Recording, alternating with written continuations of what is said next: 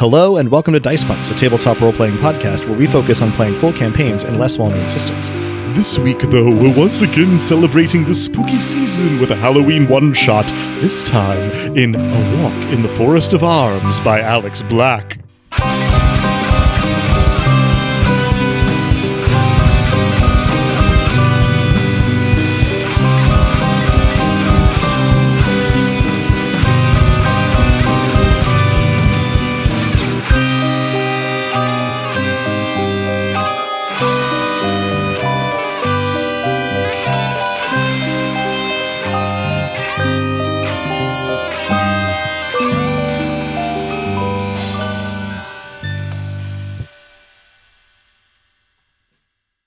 Hello and welcome. I'm Adam, your spooky neighborhood game master, and joining me are... Hello, I'm Drew, and I'll be playing William, a wheelwright gone wrong. Hi, I'm Robin, and I'll be playing Hallow. They call themselves the Last Witch, but they would better be described as the Witch Thief. Hi, I'm Des, and I'll be playing Cole, who... I think I lost my twin. And hello, my name is Nick, and I will be playing Hector. Hector, the Spectre Collector. Injector of nectar in the proper sector. None of the rest of that has anything to do with my character. I'm just Hector. The rhymes were excellent, though. They were very good. I was Am I to so- understand I- there will be no specter collecting or nectar? Because that's a bit of a letdown. Yeah. We'll I'm see. Time will beyond tell. Maybe that's my disappointed first choice. I am literally... You are going to hear me typing in just a moment in the final edits as I add... Hector, Spectre Collector, and Nectar. More like to this intro document. perfecter. Injector of nectar into... More like intro perfecter. Collector of nectar is very good too, though. There we go. Yeah. Injector. Nectar sector injector. All right. So... I've the already Harbor gotten us lost. Prospector. We're not even in the forest, and we're already lost. No, it's very, very appropriate that we are lost, though, because what we're doing this time is we are playing A Walk in the Forest of Arms. And I am going to read the thing that the rules document tells you to read at the top right now. This is supposed to be coming from the sort of back cover of a VHS slipcase. The latest adventure from Rankin Bass and Ralph Bakshi is here on VHS to shock and mesmerize you. There, in the woods, a dark monster walks. Legends tell of the monstrous arm queen of the dark woods, whose very corruption is fertilizer for evil and demons.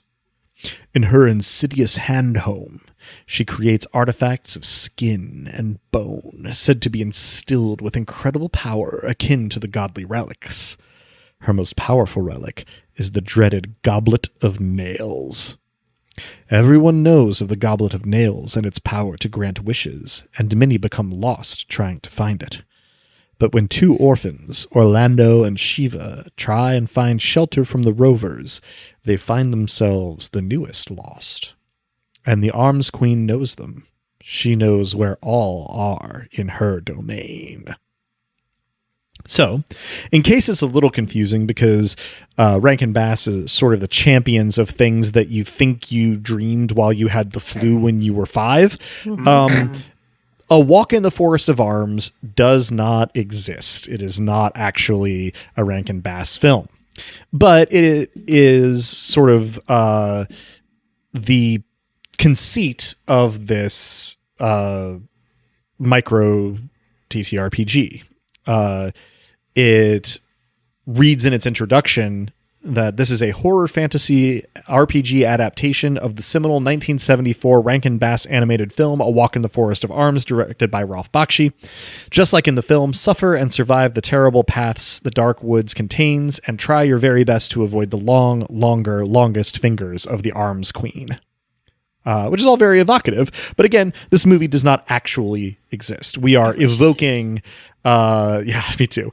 We are evoking the idea here of a movie that you think you remember from your childhood. And if anybody has seen these Rankin Bass movies, they are often kind of hallucinatory in their structure and imagery, and washed out in their color palette. And it is not a Rankin Bass film, but I am somebody who is mumble years old and still has not seen all of All Dogs Go to Heaven, because of the nightmare sequence in it. So like this to me is in fact, sort of like one of the, central loci of horror, if you will. For instance, a page in the PDF of the rules that is dividing the player section from the director section reads, "Woe to the lost who read beyond this point, for every sentence read past these is but a beacon for the queen's gaze, and her reach is ever long." So, which really should be ever that's long, kind of longer, longest. Mm-hmm. Just for consistency. I would agree with you if the PDF were longer than it is, but Fair. it is quite short. I will say too, you So, explained this premise to us, the fact that it was about a non-existent Rankin Bass Ralph Bakshi collaboration. Then some amount of time passed between then and when we actually decided to play it, and I forgot that it wasn't real and spent a good half hour trying to find it.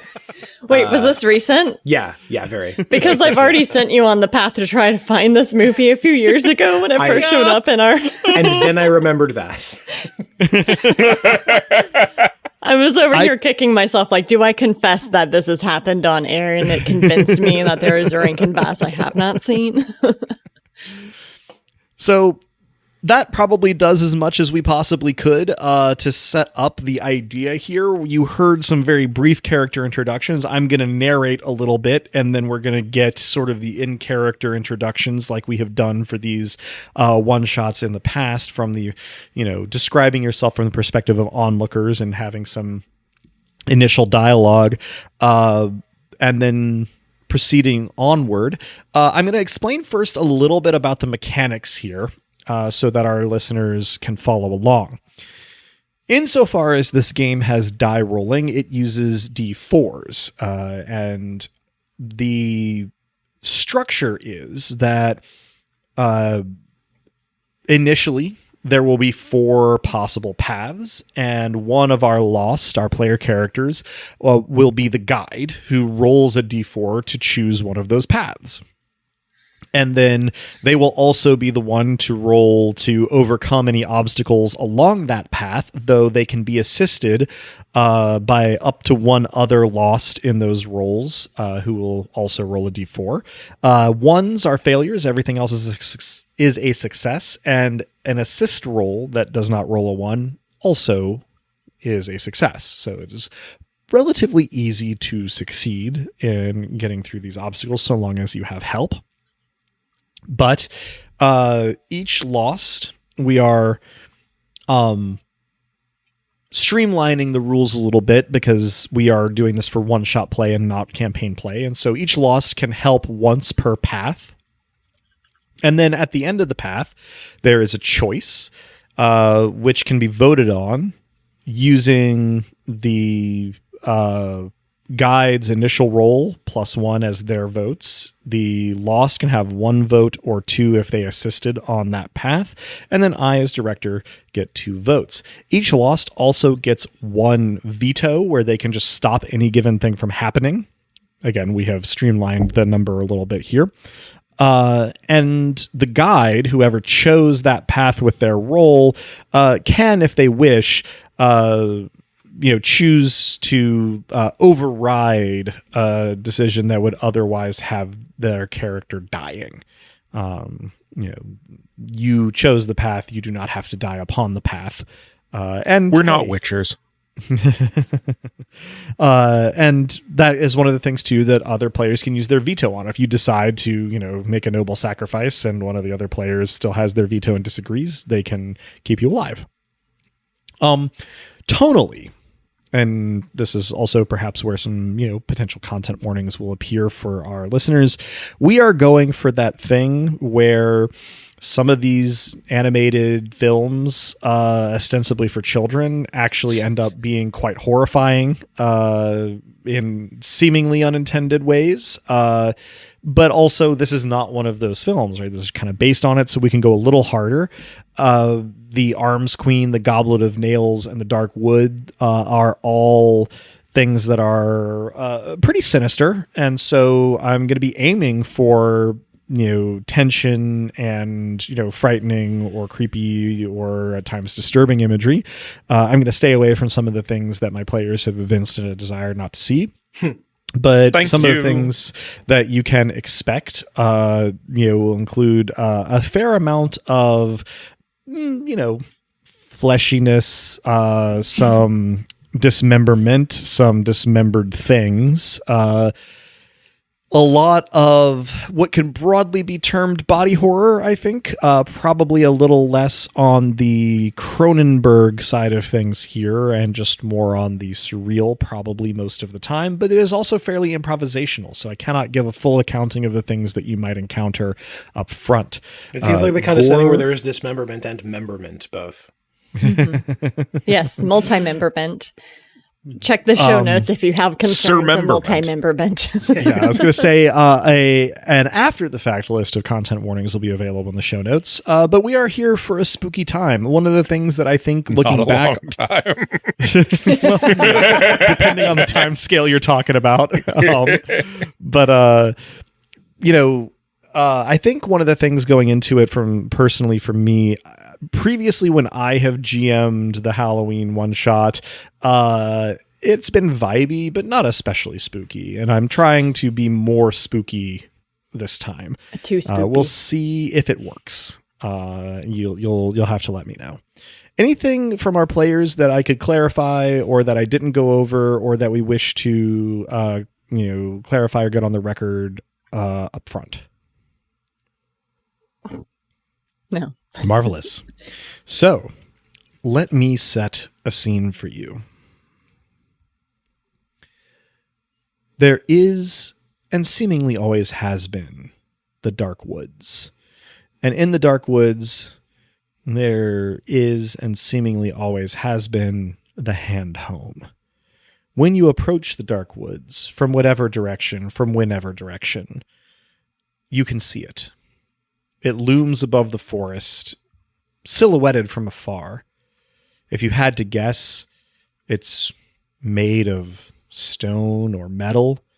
It towers above even the tallest trees. You can see a forearm and a wrist, and it makes a sort of gesture as though waiting for a hand to clasp the hand that is the Hand Home. From far away, it seems still. But as you get closer, you can see it very slowly moving, though the means is not immediately obvious. This is the residence of the Arms Queen, the apex peril of the Dark Woods, though how this is known, unclear. No one, in your knowledge, has ever actually seen her and lived to tell about it. Or, at the very least, emerged from the Dark Woods. The Dark Woods are large, both in space and time, having been around, seeming to always be around. From the outside, it looks like a forest, though a dark one. Literally, in this case. You can't see very far. You can't make out very much. It seems to always be silhouetted, no matter what the angle of the sun is. The trees tower. They're close set. It would be familiar to almost any fairy tale or post-Puritan parable. And yet it is strange. It is clear that it could not physically exist in the way that it does. Could not possibly border all of the things that it borders. Though everything that it does border is wilderness. You never can get into the Dark Woods directly from an inhabited area, even a sparsely inhabited one. And while the perils of the Dark Forest are its own, there are other perils that seem to attend its presence. No one outside the Dark Woods really understands the Arms Queen's relationship to the region she inhabits, but, well, almost no one ever goes into the Dark Woods but for any reason to seek her, and to seek her artifacts. Powerful,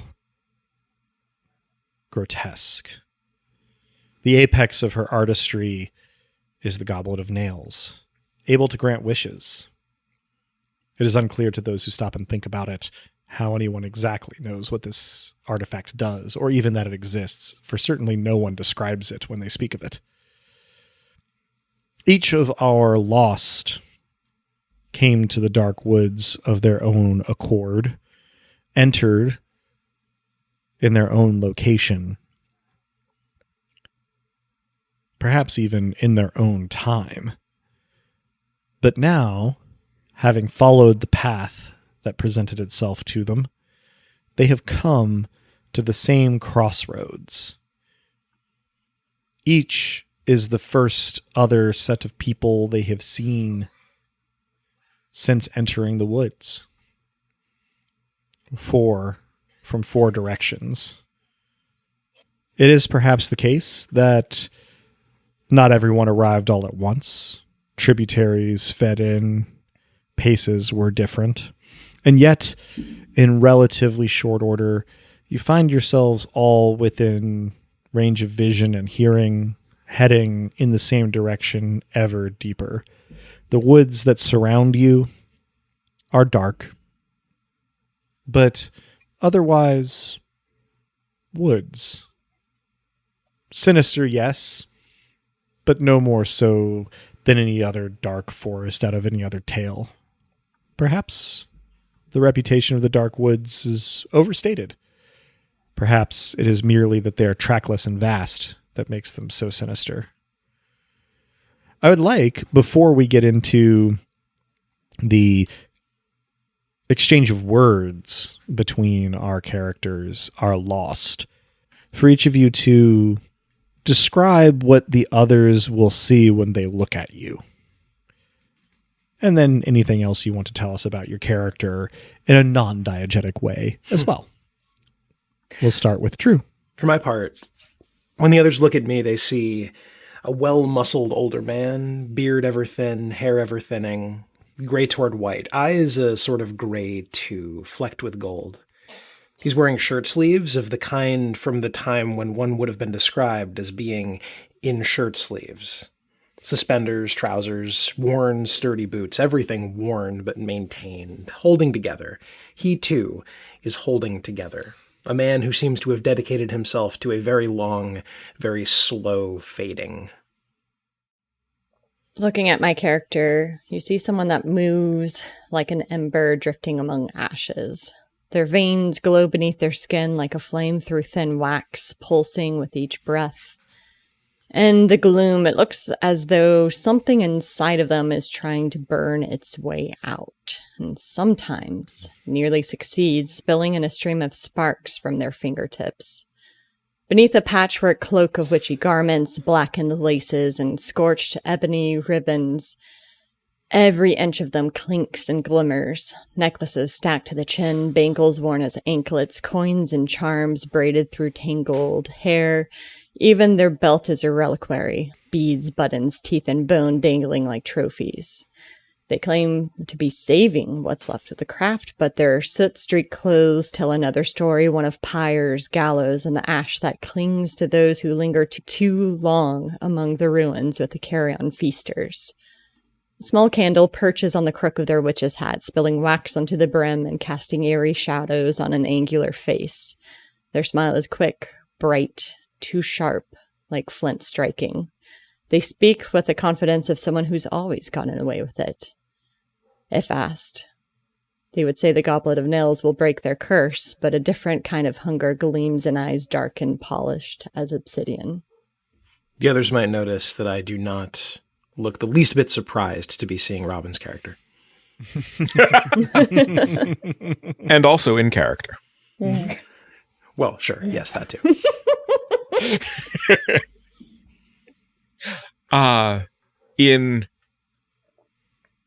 honestly extremely thorough contrast to the above.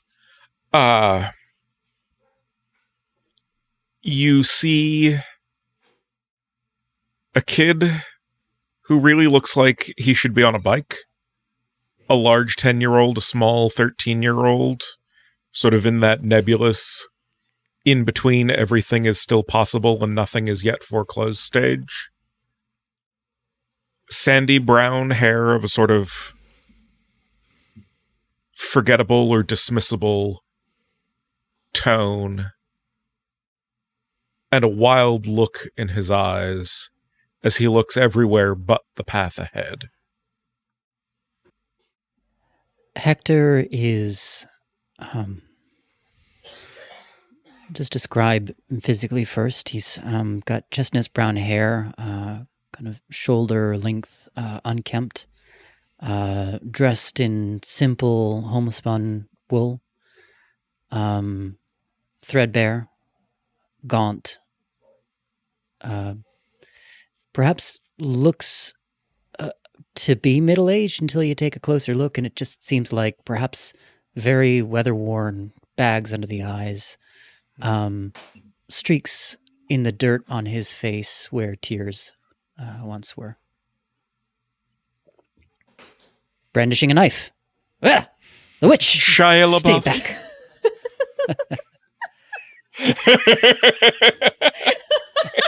Sorry, it was reflex. I think I've just realized why my Halloween one shot wasn't very scary.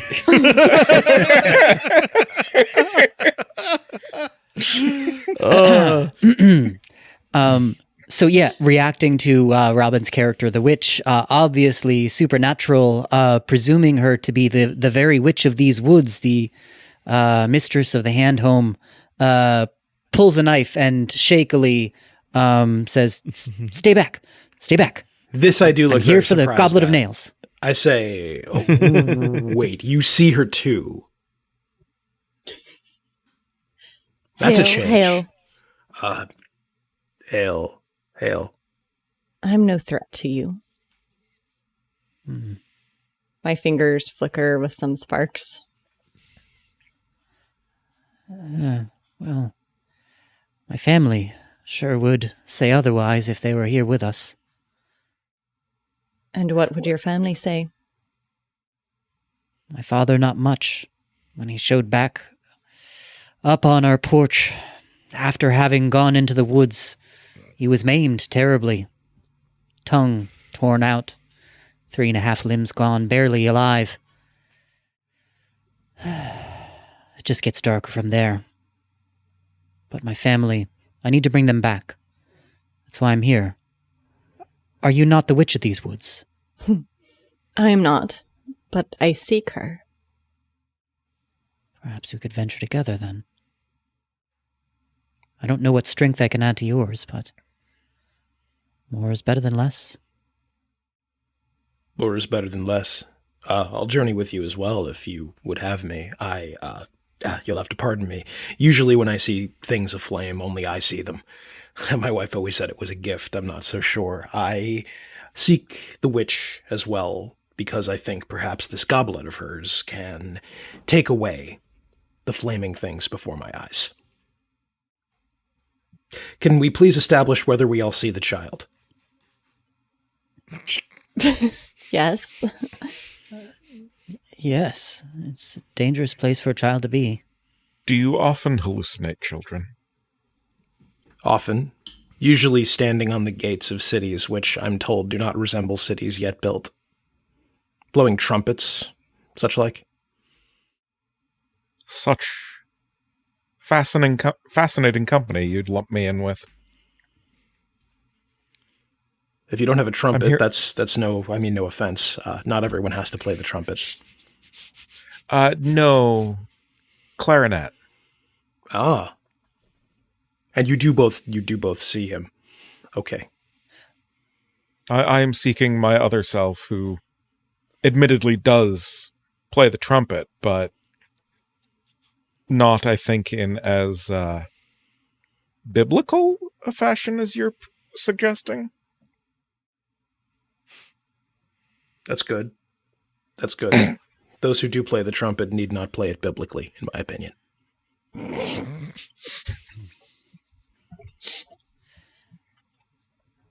You may call me Hector. I am Hallow. William. I was always told not to talk to strangers. But here I fucking am. So, call me Cole, I guess. Yes, well, Cole, you probably shouldn't be in these woods either, but if you won't leave, then you'd better come with us. Things stranger than strangers are like to be ahead. Really? I will gesture at Hallow.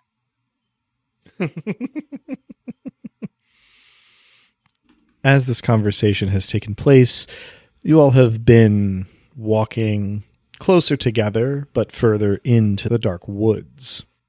The trees to either side of the path are tall, gnarled, but familiar.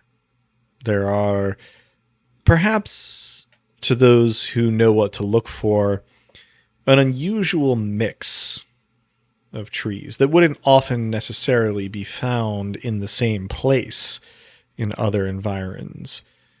Pine and fir here, ash, elm, yew, beech, and oak there. Certainly not a typical forest, but in some ways a typical evil forest. The trees as you go are closer set to one another, and as the conversation takes place, the noises of a forest are getting quieter. The scampering of small animals, the flapping and calling of birds, the wind in the leaves and the falling of acorns and pine cones. Not absent, but muted. There's enough light to see the path by, the path trodden dirt over roots with leaves and pine straw thinly spread about. But it is not entirely clear where the light comes from. You wouldn't know this necessarily, but it was different times of day for each of you when you entered the wood. But now it doesn't seem to be day or night precisely, just in the woods. An ongoing dim now. Just so.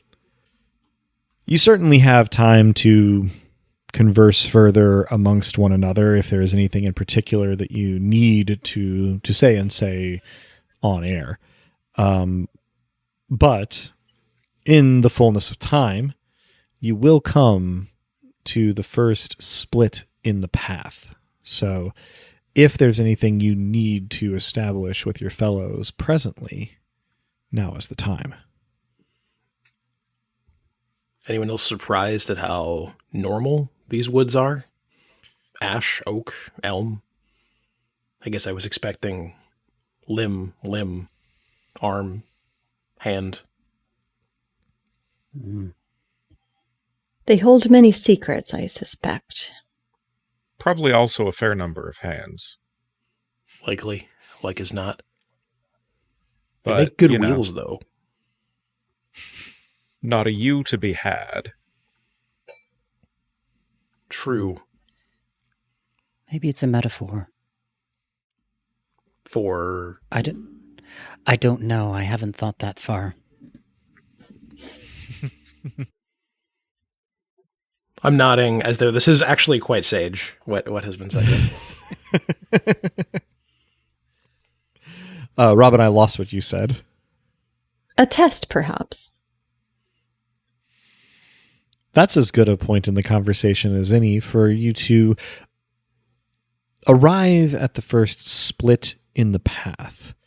The path that you're on, as quotidian in relative terms as it is, splits into 4 here. In no particular order, because it will not be especially relevant. The first path is much like the one that you're on now, but you can see some blue-green glow as a lichen or moss takes hold further down this path that has some sort of phosphorescence to it. The second path shades from the greens, browns, and almost blacks of your current path into something warmer, more golden. The bark gets browner, the leaves get yellower, the dirt shades up from a dark brown to a lighter silty color. The third path evinces a little ways down some flowers, whitish in hue, quite large, dangling over the path, but not in evidence to either side. And the fourth, well, you can't see much of it. It seems to get darker, both the lighting and the coloration of the forest as you go. Who is choosing the path at this juncture? I think I'm choosing. And I think I step up and say, well, I don't know where we are. There's a lot I'm sure we all don't know, but so far I recognize the trees. I have a sense for these things. If you all don't mind, perhaps I'll pick which way we go first. And that's the roll of a D4. And that's a 2. All right. A 2 is the path that leads into a sort of warmer, butterier tone. Don't know if we'll find any U, but this might be the best in my opinion. That makes William our guide with a capital G for this path. And keep in mind that too, because it will affect the votes that you get at the end. So, your group sets off down the yellowing path, as I will call it. I do send a longing look towards the glowing lichen before setting forth on this path. You're unsure whether or not the glowing lichen sends a longing look back at you. I like to think it does. This is, after all, not the Forest of Eyes. Indeed. Alas.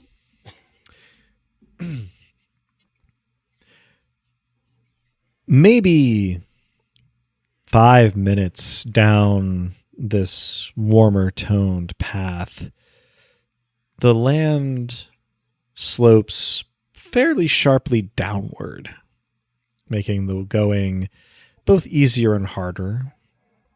The soil of the path here is softer in some hard to describe way, and by the time you've lost sight of the split in the path that you were at, the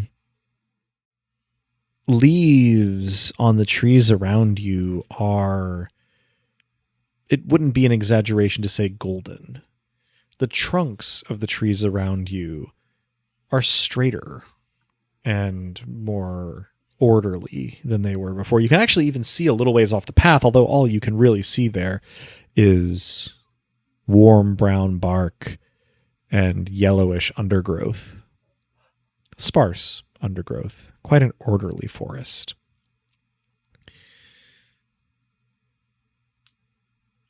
As the path slopes more steeply downward, you also get a view through the gap in the canopy that the path causes to open up.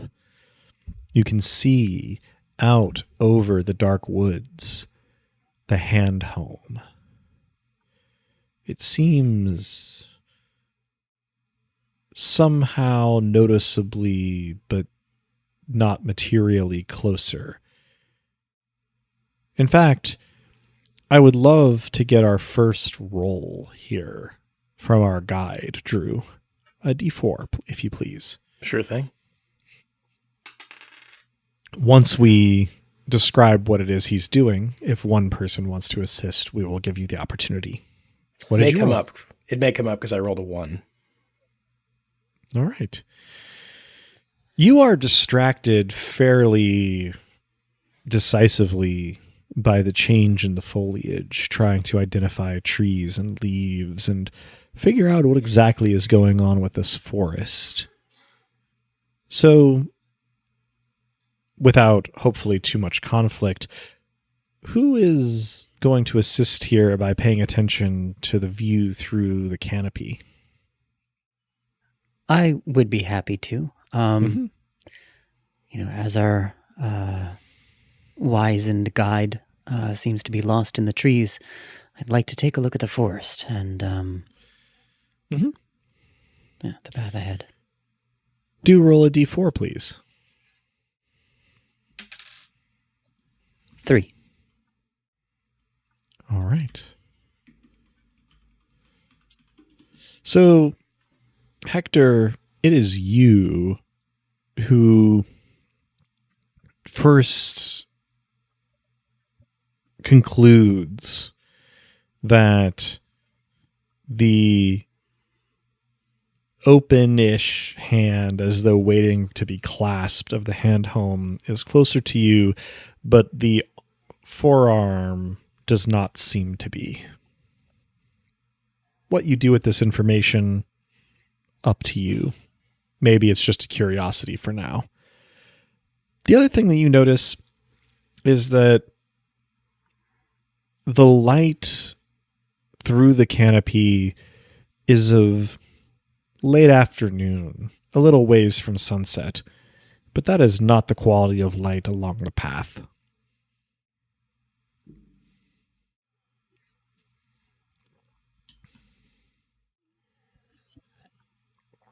I walk in silence for a time, and then observing the position of the hand home, extend my hand out as though to clasp it, almost mimicking its posture, but an opposite. Mm-hmm. Anyone else who happens to be looking at Hallow for this will see their veins glowing through their flesh pulse brighter for an instant. But Hallow, you don't notice this, as your attention is fixed for the moment on the hand home. It doesn't respond to your gesture in any way, but you are taken with how perfectly your hand clasps the hand of the hand home. In shortish order, the canopy closes up again as the path levels out. You don't know how much lower you are than where you started, but there is no more evidence of the world outside of this path. And increasingly, the soil, the bark of the trees, and their leaves have taken on a uniform golden hue, to the point where it's actually hard to distinguish further tree trunks, further space off the path. It blends into a uniform golden hue. Not quite a wall, but a blur. I'm still transfixed by the trees. I touch the trunk of one to see if it feels appreciably different from normal bark. When your fingertip touches the bark, the first thing that draws your attention is the ringing sound of metal on metal. You look at your fingertip, but no, it's still flesh. You don't remember how it felt to touch the trunk. I look at my finger for a moment and touch it again with my whole palm. Do we hear? Yes. Yes, this is not experiential just to William. My head snaps towards William with its own metallic noise, I suppose, as all the necklaces around my neck rearrange themselves. Love that. I interpret it as an echo of the bell tone I've just made, and try to make another one with my open palm. So, to be clear, you're touching your open palm to the trunk, or you're Correct. touching your fingertip to your open palm? To the trunk. Touching your open palm to the trunk, it makes a more muted sound of metal on metal, and your whole hand feels not frostily cold, but cool. Nothing about your hand changes as you watch, except the way it feels. This time, though, the noise reverberates through both sides of the path. Yes. We may not want to make just huge amounts of noise for no reason. Well, I'm pretty confident the witch knows we're here, knows where we are. Yeah, and others may not. Makes a point, William. There are many things that walk these woods. Right, of course. I don't know what came over me. I guess I just never knew that I wanted to. I don't know, something felt right about it. Sorry. I rifle through my necklaces and at last produce a tangled chain from the mask that has a small lens on the end of it, and I look at William and then the tree through the lens. Mm-hmm. Through the lens, the tree looks normal. Brown bark, green leaves, and William looks cast in gold. I drop the lens and smile. Good news? I'm not sure. Yeah, that sounds about right. You are golden. Am I? I look down at my hand, which I assume does not look golden to me. Looks perfectly normal to you. Everyone will hear at this point a clinking sound coming closer through the boughs of the trees to the side of the path that the tree that William touched was on. I will just mutter, "Fucking told you so." As a matter of fact, you did. Well, okay. I clasp a hammer you may not have realized I had. Yeah, we should probably run. Hector, you were saying? Yes, we should run. And run you do. As you run, the clinking multiplies. First, just on the side of the path of the tree that William touched, and then later on both sides. Now, not just a handful or a dozen individual clinking sounds drawing closer, but dozens, hundreds perhaps. Not loud individually, but cacophonous collectively. Time is strange without reference to the sky, unless you're counting steps or breaths. It all blurs together as you run down the path.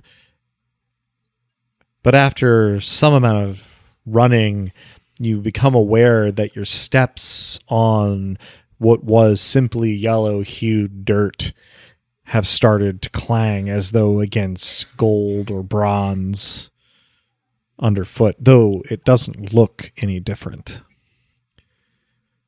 The jangling and clinking of the movement behind you has not drawn closer, but neither have you outpaced it.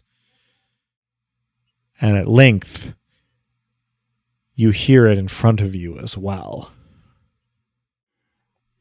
A trap for those who treasures seek. And it's my foolishness that brought us here. So, oh God, stay behind me. And if only one of us is going to be whatever this is, it'll be me. Okay? Once you've said okay, a clunk sounds and a squirrel drops to the center of the path in front of you. I wield the hammer at it as though it is quite dangerous. The squirrel sitting in the middle of the path stands on its haunches and looks at you quizzically, paws up in front of it, tail bushed out behind it. But it takes only a moment's observation to realize that there is something unusual about this squirrel. All of the parts are in the right place. It is the right shape. Its posture is correct. But it is not made of fur and flesh. It is made of metal. Gold and bronze, some elements of copper and iron, a couple fixtures of brass. And in the silence, as you come to a halt and all of the clinking and clanking behind you silences, you can hear whirring and clicking. It seems that this, for those of you who are familiar with the concept, is some sort of enormously sophisticated clockwork squirrel. Wondrous. God, they have fucking animatronic squirrels in this forest? Oh, what's an animatronic? Have you ever been to Disney World? I've been where? No, I don't suppose you would have. The clockwork squirrel is following this conversation by looking at one and then the other speaker with very twitchy movements. Hello, friend. I toss a coin from... I rifle through a bunch of things hanging from my belt before stumbling across a drawstring pouch that is filled with coins of unknown currency and toss one in the squirrel's direction. Do you have an idea of what metal the coin is made of? I would try to match it to the squirrel. Okay. So the squirrel has some copper bits in it, and you have way more copper coins than of other metals. And you toss a copper coin towards the squirrel. It catches it in its paws, sort of darting in an almost blurred way that's hard to follow, and then begins to nibble at it as though it were an acorn or other kind of nut, and in very short order has consumed it with small bites, shaving the copper away from the coin piece by piece. Hector? Turn to my companions. Do you suppose that's cannibalism? Lots of things made of meat can eat things made of meat and have it not be precisely cannibalism, I guess. No, that's valid. Good thinking. It seems happy. Or it was perhaps foolish of me. Where there's one, there's more, and they may all be hungry. As you finish saying that, you hear clanks dropping from the canopy behind you. I put away my hammer, thinking it might look really delicious. And also not wishing to cause a diplomatic incident.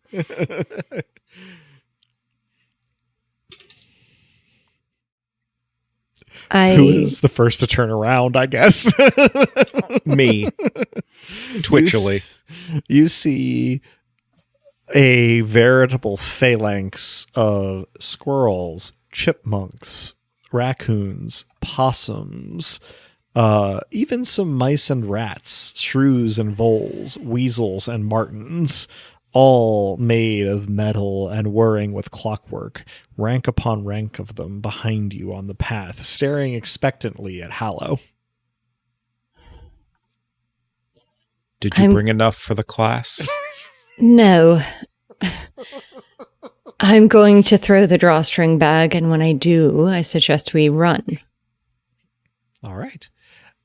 I would like for William and Hallow to both roll a d4 for this escape. Sounds good. A 2. Cue yakety sax. All right. Well, I'm glad that Hallow got a 2 then, because Drew, you've rolled 2 1s so far. I sure have. You may want to retire that dice. This die is very much in prison now. Put it in the jail. Hallow, you take charge in this moment, flinging the bag and grabbing the wrists of those. Sorry, go ahead. I do try to scatter the coins too as I'm flinging it, not just the whole bag. Sure, yeah, like flinging the coins out of the bag. Okay, Yeah. Thank you for the detail there. So yeah, flinging the coins out of the bag behind you and running forward, sort of briefly either jostling or grasping, up to you exactly how it happens. Those around you into motion as you dart forward over the clockwork squirrel and down the path, which starts to slope back up slightly as you proceed, and noticeably become less golden, less yellow, less metallic.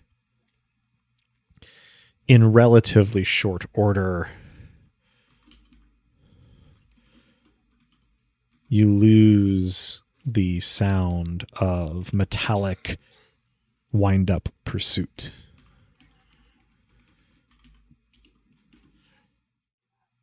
However, as you proceed, a ticking becomes audible and then overpowering. By the time you have to stop and gasp for breath as a group, I guess I don't know who exactly is going to run out of stamina first. Not You me. perceive. I mean, odds good the child. Fair enough. You perceive that ahead of you, the tree's thin, and the path, the soil on it sort of becomes sparse. And you can see to either side, above and below, exposed gears, almost all of bronze, and a rectangle of darkness in between, above, below, and side versus side, from which the noise emanates. Beautiful. Is this familiar, son? Is this like Disney World, where everything's a clock? It's certainly about as automatic, yeah. Your footfalls land on something akin to glass as you begin to walk forward once more.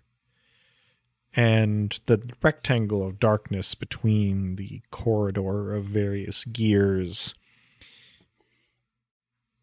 First, the noise of the ticking gets louder and more overpowering, and then you see that there is, in fact, some kind of barrier, an unaccustomed form of door or wall, perhaps. It is moving sections and plates of engraved metal with gears and flywheels, coil springs, and other assorted gadgetry forming a barrier. There is, at what I might call average waist height, a horizontal rectangle. From this distance, it is of darkness. How large a rectangle? The size of a substantial hardback. Spine towards you. Well, turning back seems unwise, though perhaps not as unwise as letting me pick the direction in the first place. I think the only way forward is forward. Does anyone know what we're looking at here? It seems we're not all from the same. No, I don't know what we're looking at, and I wouldn't be too hard on yourself. I'm not sure that there is a safe path through the forest. But perhaps there's something that will help us as well. Maybe that's a box up ahead. Maybe. The safest path seems to not involve touching things unnecessarily, though. Touching this might be necessary. So... Was No, please. the rectangle thing in the same color of metal as the door in the woods? It is essentially an aperture in okay. the bronze barrier ahead of you. Is it about VHS height or size, would you say? A little larger in width. Damn it, Adam, you were supposed to say yes, then I could have made a joke. Nope, unfortunately, I am not so accommodating. I know. Not on Halloween. So as you come within arm's length of the barrier, the engravings are mostly abstract and a little bit queasy to look at for any length of time, especially as they move in clockwork precision. But the aperture fairly clearly has a icon above it of a hand. William, Yes. I think the hand that is expected is yours. So, mechanically, Mind killer. I'm going to point out here, this is the choice upon which we vote. Does one of your party members, presumably William, put their hand in the aperture, or do you attempt to dismantle the barrier? That is the thing that we are voting upon. The aperture in the barrier demands a hand, or you can seek to dismantle or circumvent it. Feel free to discuss, but at the end of the day, William is going to get 3 votes. Hector and Hallow are going to get 2. Cole is going to get 1, and I'm going to get 2. It's probably more dramatically interesting if I don't want to put my hand in the thing, but I think I probably want to put my hand in the thing. I mean, fair enough. Hector?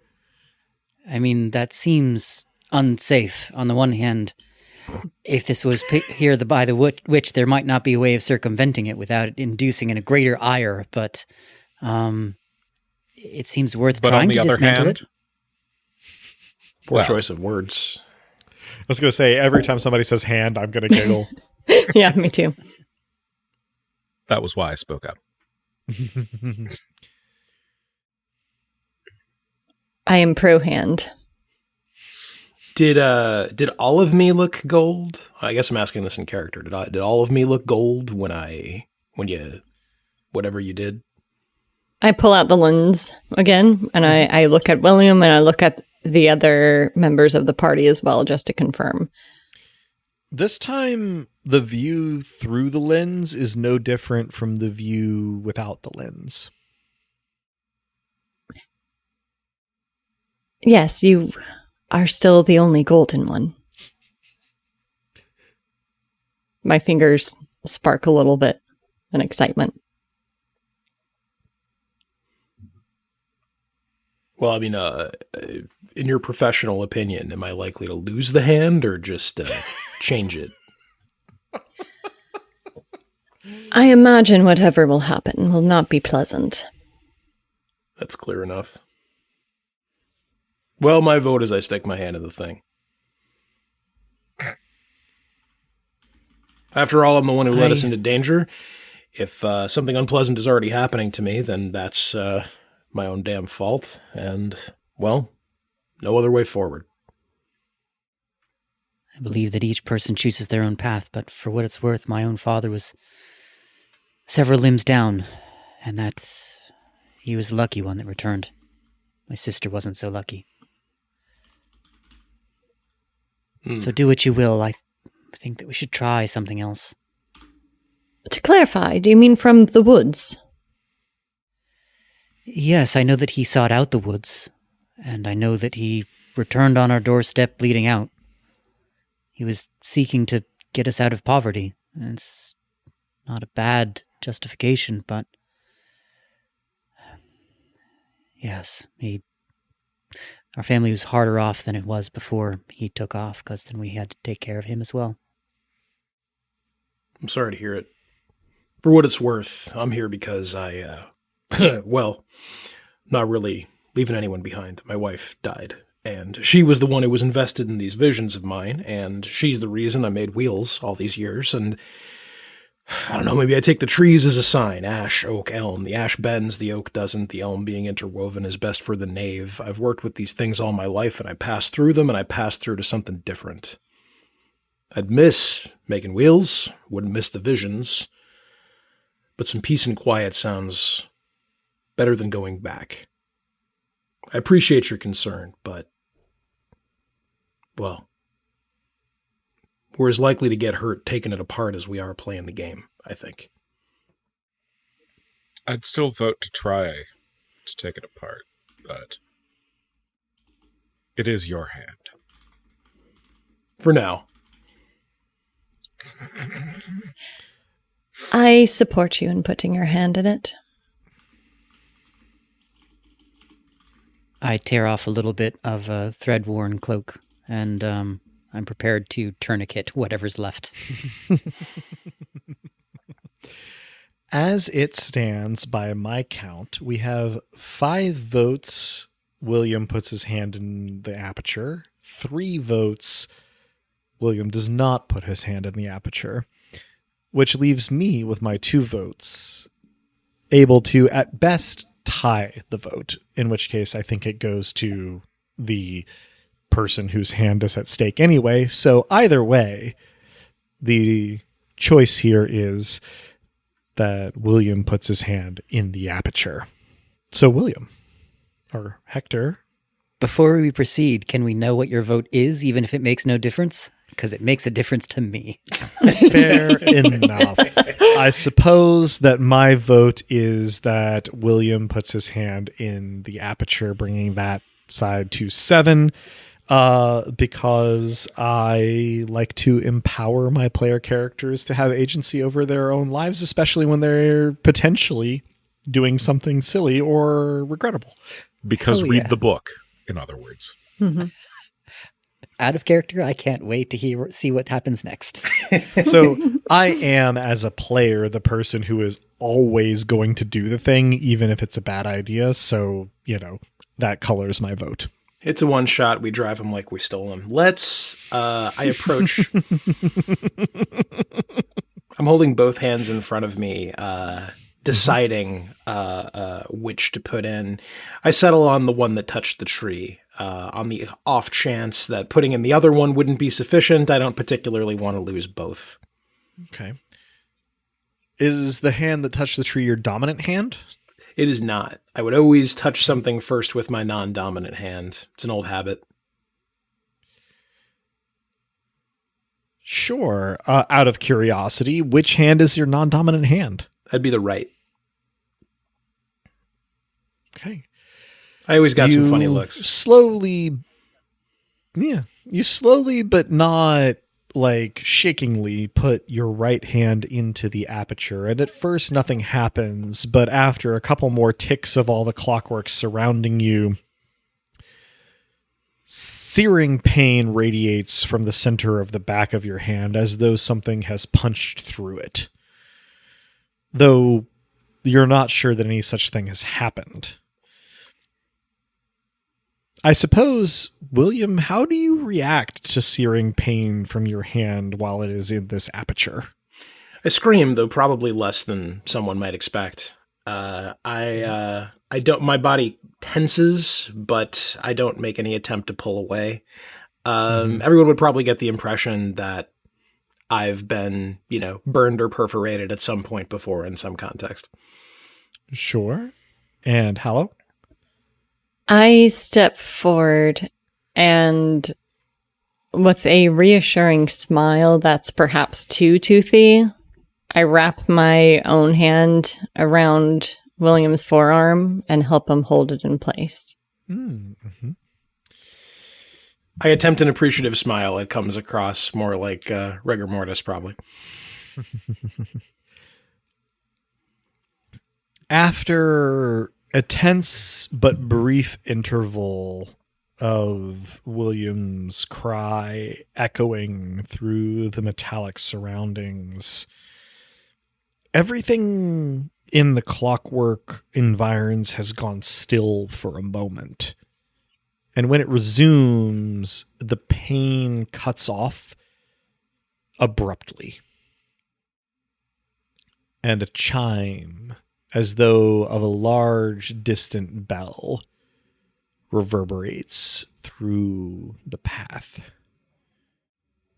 Without really deciding to, William, you withdraw your hand from the aperture and observe that from about 3 inches above the wrist downward, you now have a metallic appendage that is not arranged like a human hand, but rather has 4 diametrically opposed articulated fingers around sort of a round palm.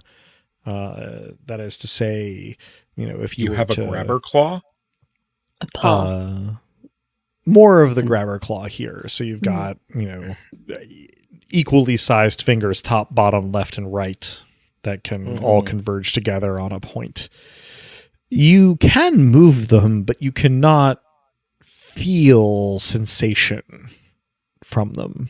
No pressure or temperature or contact or itchiness or anything.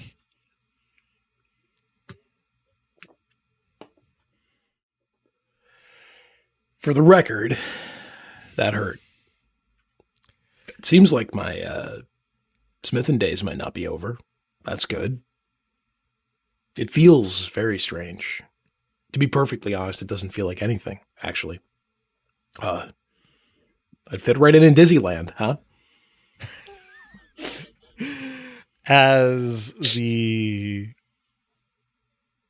your remarks proceed, the barrier slowly disassembles itself in clockwork motions, as though, I suppose, for at least some of our lost, the closest analog would be a cuckoo clock. And pieces of it draw upward or downward or back to the sides.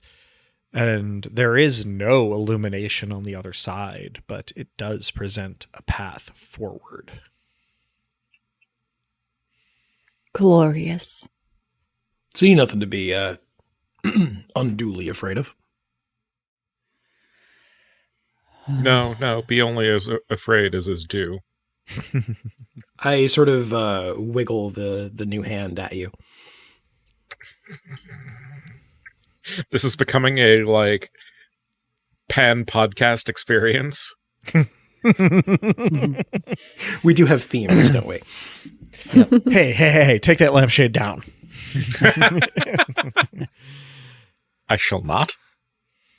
All right, fine. I can't make you.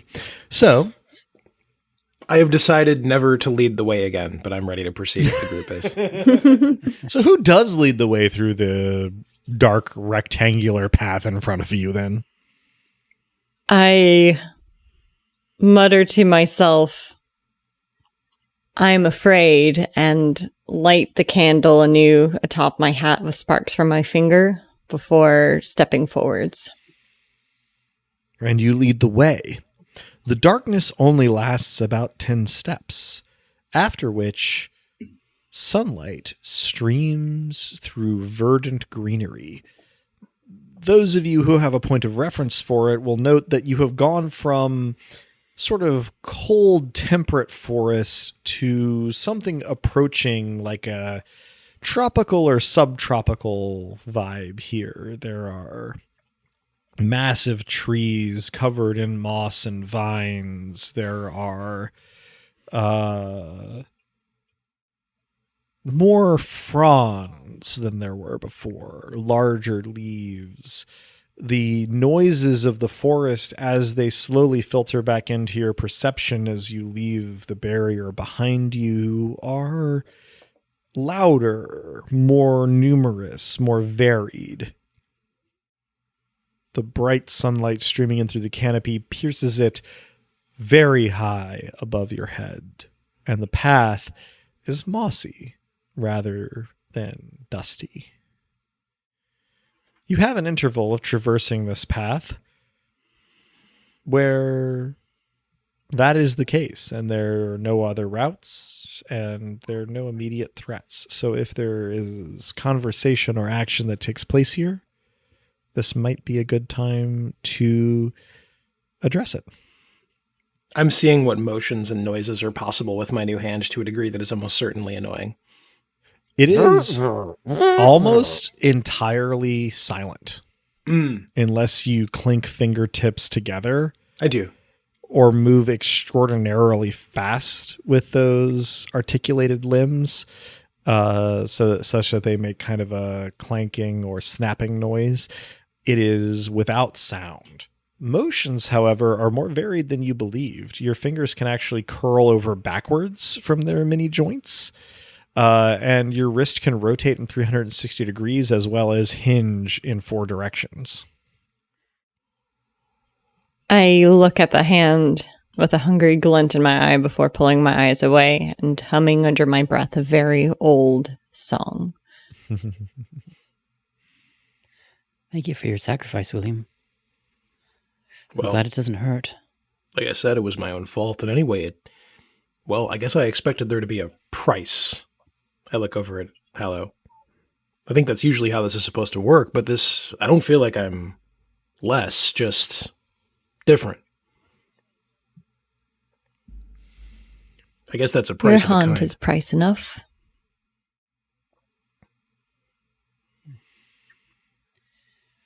Well, and Hallow, I'm glad that you're on our side. Of course. You may want to invest in gloves if you want to have your hand continue to look anything approaching normal. Or at least something that can pass without comment. I get the impression that we're not from the same time. I get the same impression. I mean, if I've come this far seeing boys play trumpets on parapets that have never been, no one's thrown me in a ditch yet.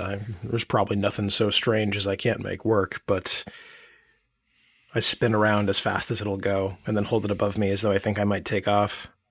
This is something different. Hector? Well, and when we get the Goblet of Nails, you could just wish for your old arm back if you'd like. I I'll assume keep you the only new get one, and for me, it's the visions go away. I'll live with this arm the rest of my days if I can have some peace and quiet. One each, though, right? And look at Hallow. One each. There is much to drink from the gauntlet. That's a relief.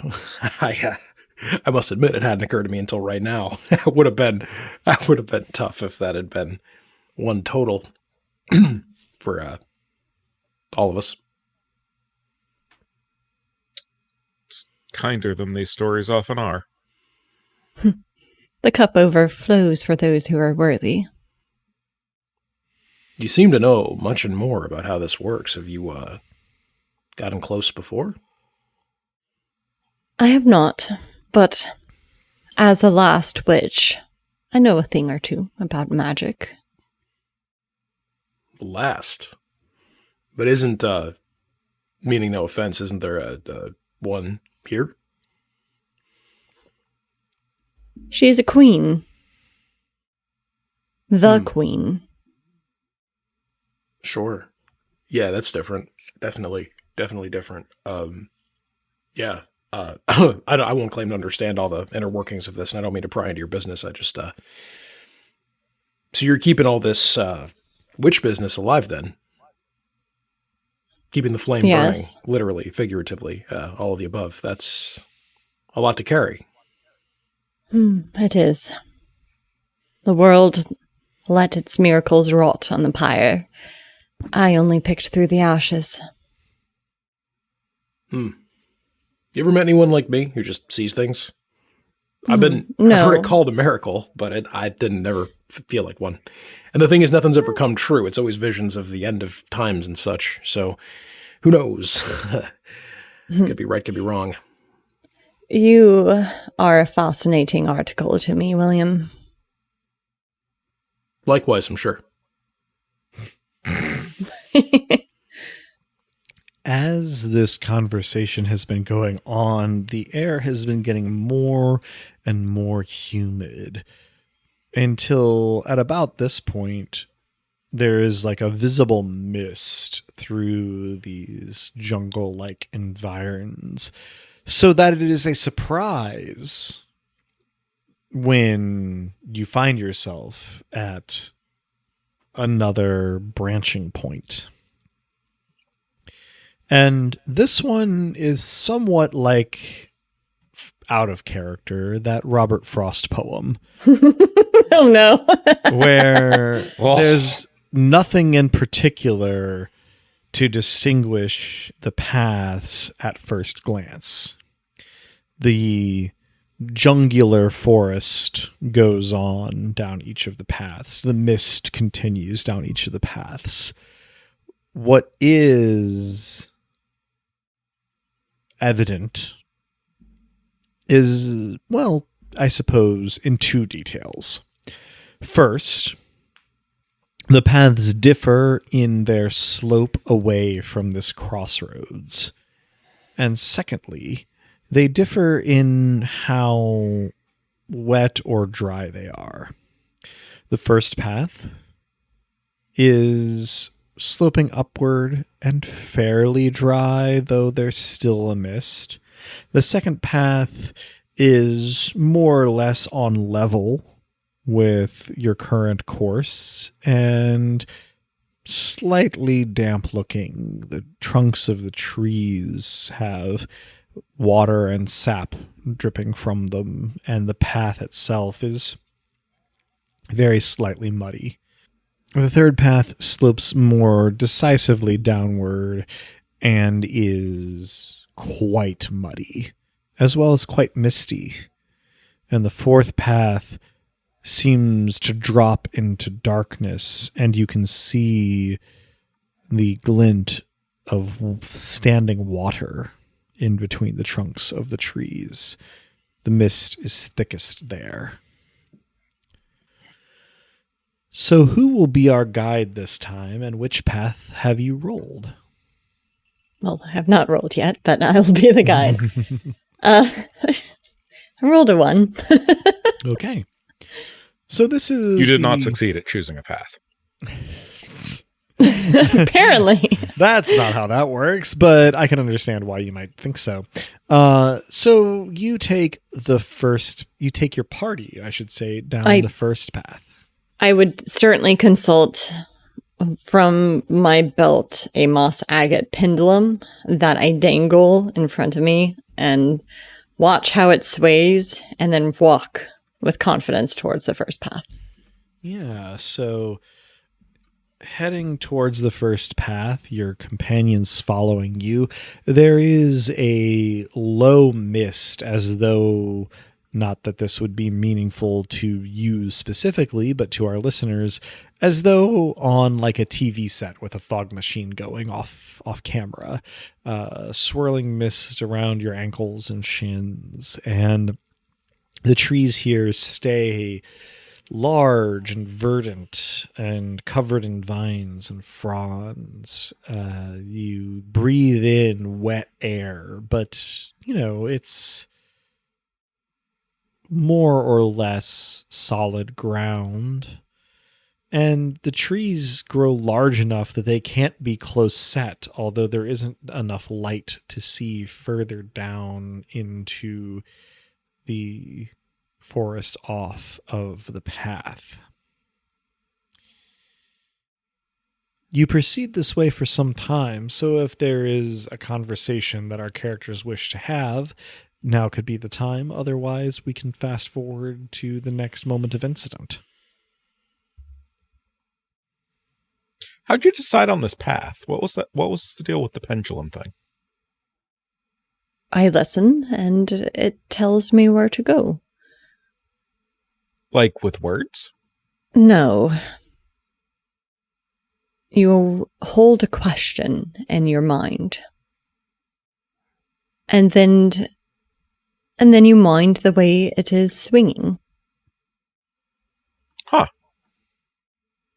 Here, if you would like to tell or try, ask it a yes or no question. Those are often the simplest.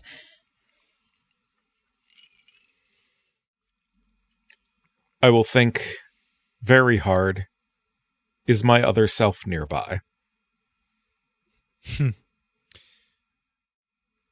I did not provide myself with any dice for this because I did not think I was going to need to roll, but I do kind of want this to be a roll. Want me to roll for you? I got. Dez.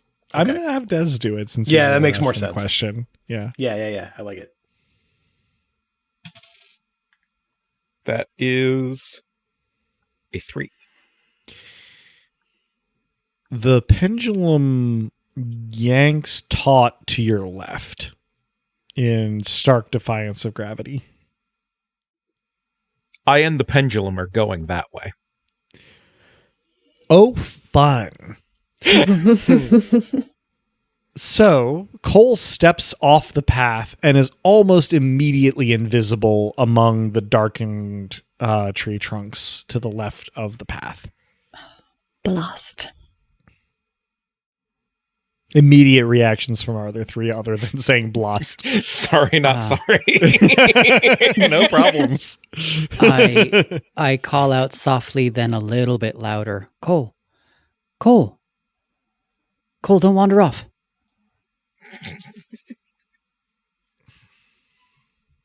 That seems at least as bad as making noise, right? No, worse. He strayed. We need to follow him, right? Anything could be in there. Anything could, but we must stick to the path. If we follow him, I'm not sure that any of us will find it again. If we stay here, Cole, maybe he can find our way. Oh, good God. Now, Cole, you do hear Hector calling after you, although it gets fainter each time.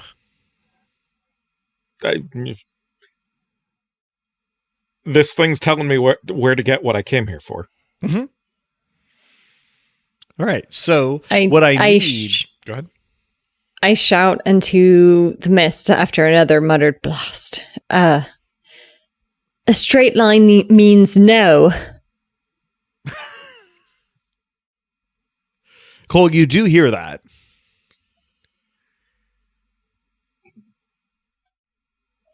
And my fingers spark a little bit. I keep going. All right. The next footfall, Cole, lands in shallow water, about an inch. Back on the path, I need us to decide between the three of us, which is great because it means there can't be any tie, whether we leave the path after Cole or we stay on it. I stay. Mm-hmm. Stay. Mm-hmm.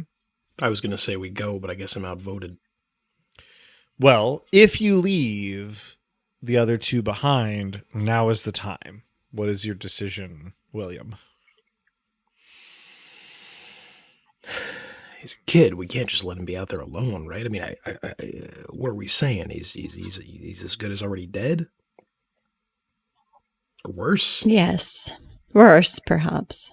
He has failed the test. I mean, I don't want him to die. I want him to come back, Cole. But I would personally just add him to the list of people to bring back, along with my father, my mother, my sister.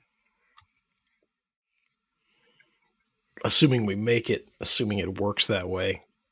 Oh, I take off into the woods after him. All right. Sorry for splitting the party. You know, If you feel like throwing me a candle, now's the time. If it doesn't work that way, I understand. I produce a yellow candle from somewhere on my belt and whisper once again, I'm so very afraid, and let the sparks illuminate it. mm-hmm. and then throw it into the mist. Yeah. So you light a candle with your sparks, you throw it into the mist where, William, you feel before you see it coming and catch it almost effortlessly. Your next footfall lands in shallow water about an inch deep. We will catch up with William and Cole in a little bit. Hello, Hector. You are on the path. Mist swirling about your ankles and lower shins, trees pressing close on either side, the loud noises of insects, birds, and other things forming a baseline of inaudibility over which you must speak. I take out a crust of bread from a backpack, some cheese with just a little bit of mold on it that I trim off with my knife, and offer half of each to Hallow. I take it after a beat and divide it once again by a quarter and pass it back. And eat the piece that remains in my hand. William, can you still hear us? I call medium loud into the mist. You cannot. I once again start singing a very old song. Still wordless, but I project my voice into the mist. Mm-hmm.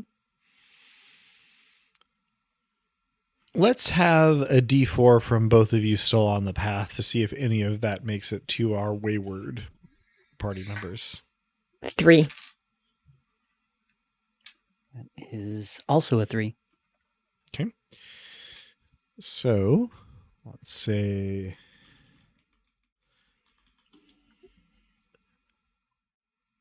William, you hear from a direction you're not entirely sure of the ghost of a whisper of a song that plays at the edge of familiarity, but you cannot tell from which direction it comes.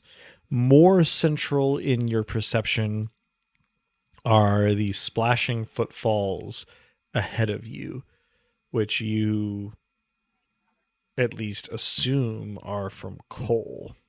Cole, the pendant has not shifted in the slightest. It is held rigidly in the direction that you are following it, even as the water gradually gets deeper. 2 inches, 3, then at your ankles. Moving back to our path. Are we proceeding onward, Hallow and Hector? Yes. And as we go, the song develops lyrics. And I sing, I'm not actually going to sing for our listeners' ears, but I sing, "Come, come, children of ember and bone, the path is crooked but never alone. The briar will bite, the hollow will moan. Follow the light I carry home." All right. I was going to interject that I'd suggest that we try to stay for at least an hour to see if they can return. Rejuvenate our strength a bit. Sounds like you may be presented with the choice of staying by yourself or following Hallow. But Yeah, I'll I leave look it to over the my two of shoulder. you. Sorry. Yeah, I look over my shoulder regretfully at the mist and follow Hallow forward. Okay. So, sticking with our path followers for just a moment.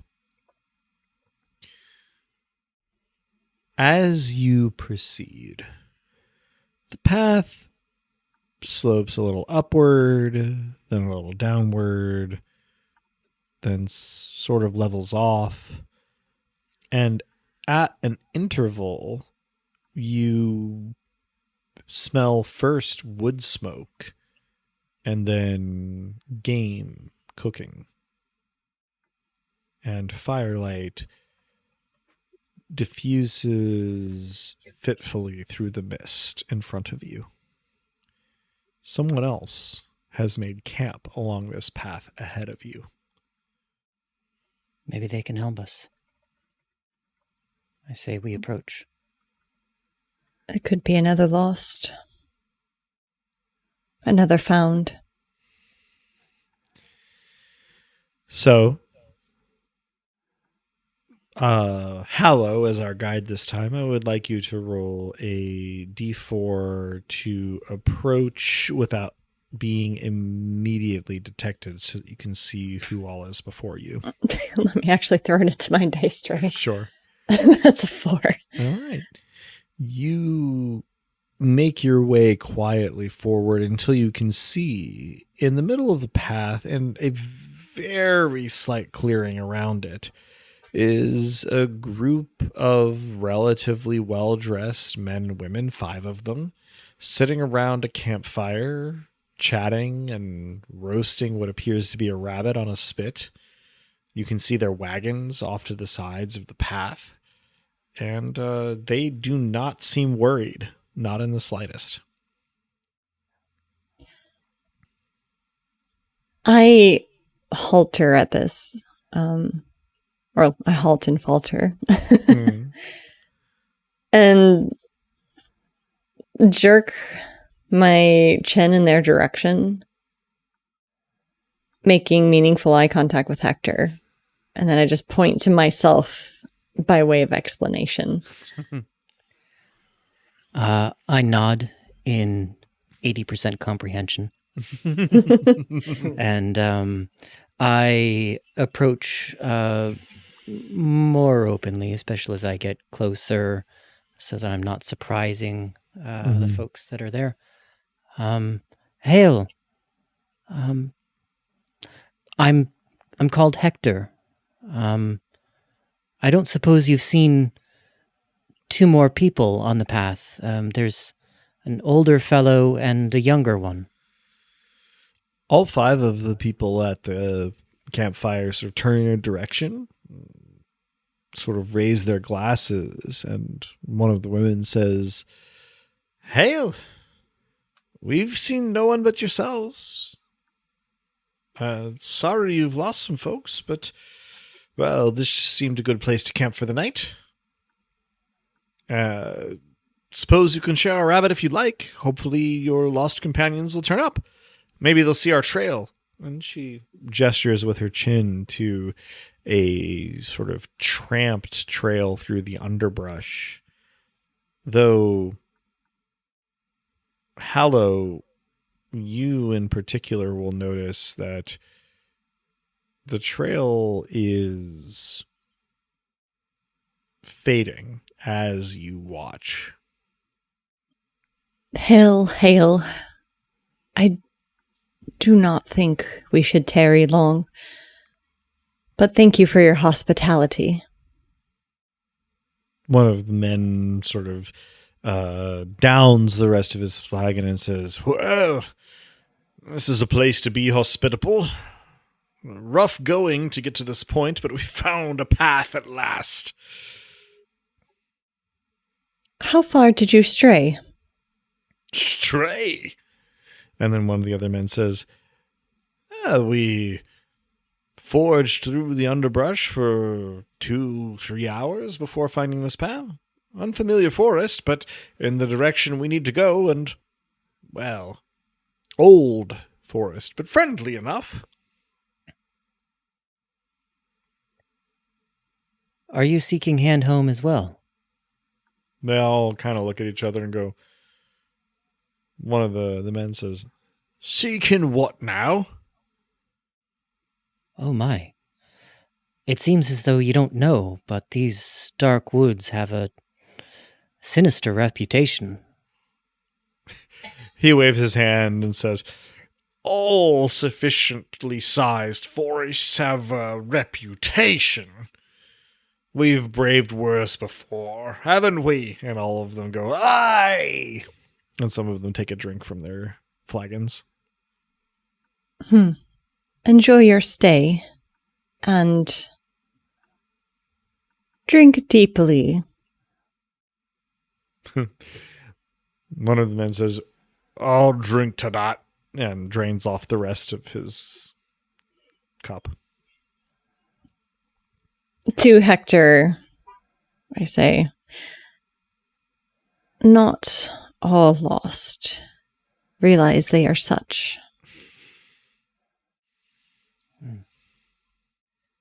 Yes, I guess that's probably true.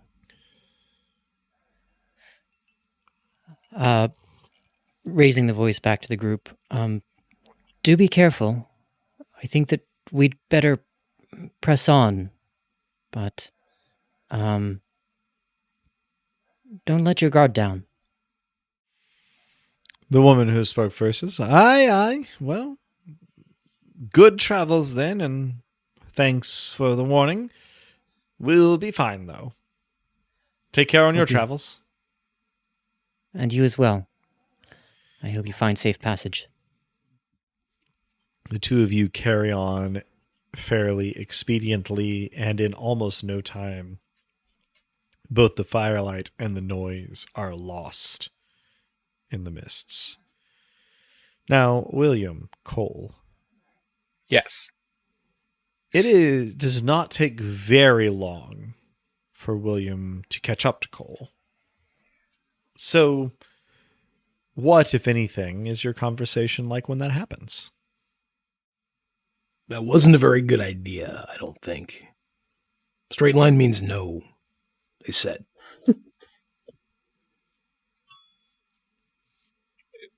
And you trust that. You trust a stone more? Of its own accord? I will stop and, in ankle-deep water, ask the stone whether a straight line means no.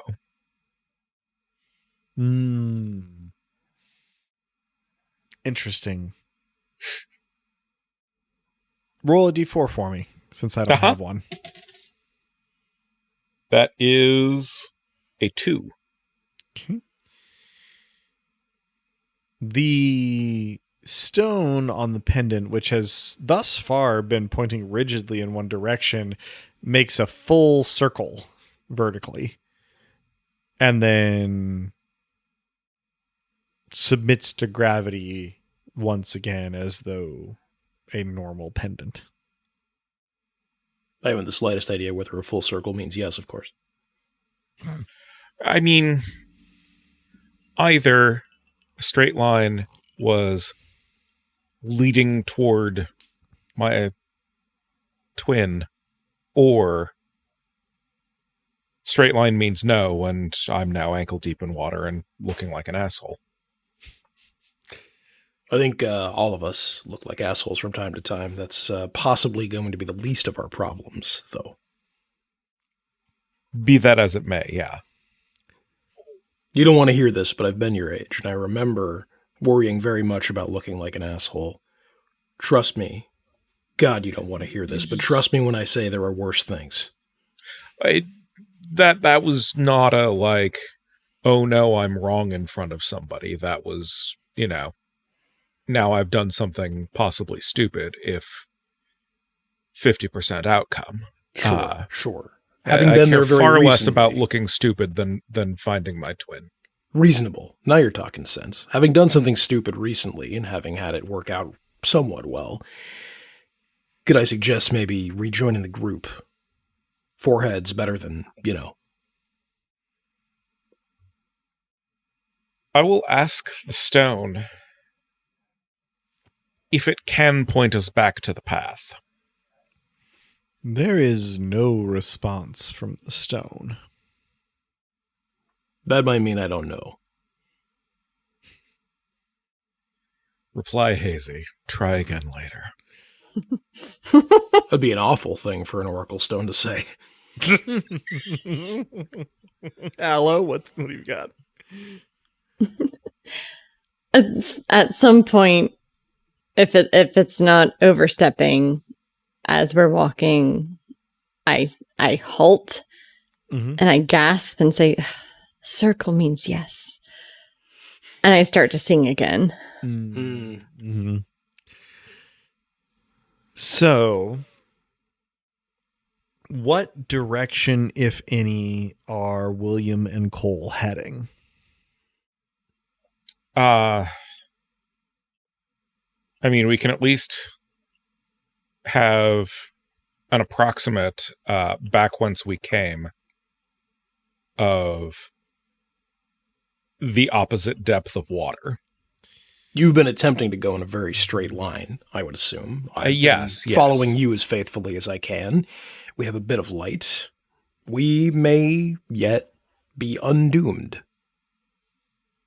Oh, it is far too early to make that claim. So the two of you do your best to head back the direction that you came, although it is a little discouraging that on that heading, the water is slowly getting deeper. And along with that, the composition of the forest is changing somewhat. Though we'll see if we can catch up to that in just a moment. Hallow, Hector. A relatively short time after circle means yes from Hallow, the path slopes gently downward.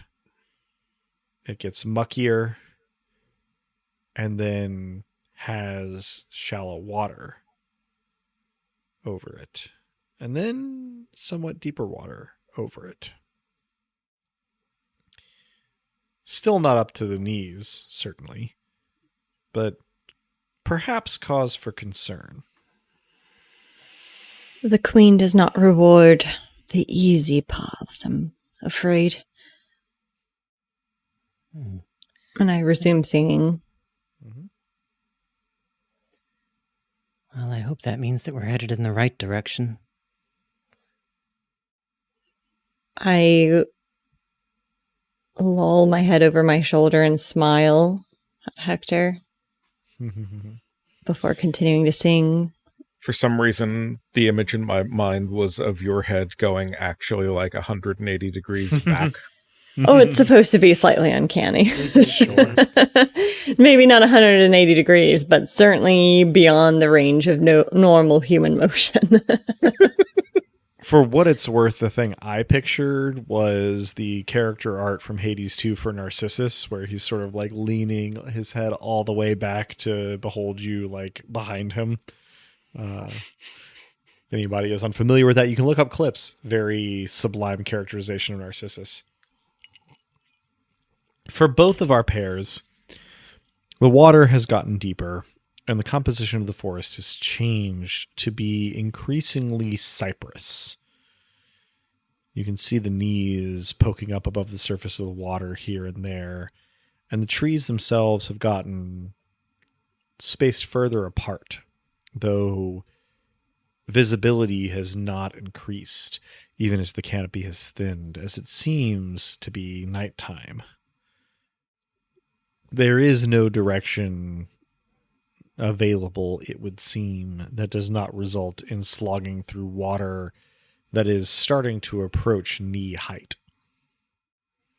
At a point, I pause and remove my shoes. It becomes very obvious that they are ill-fitted and mismatched. One foot seems chronically curled from being crammed in too small a sole. With your shoes off, you are able to perceive in more detail the, well, swamp bed, I guess it could be called, below the water.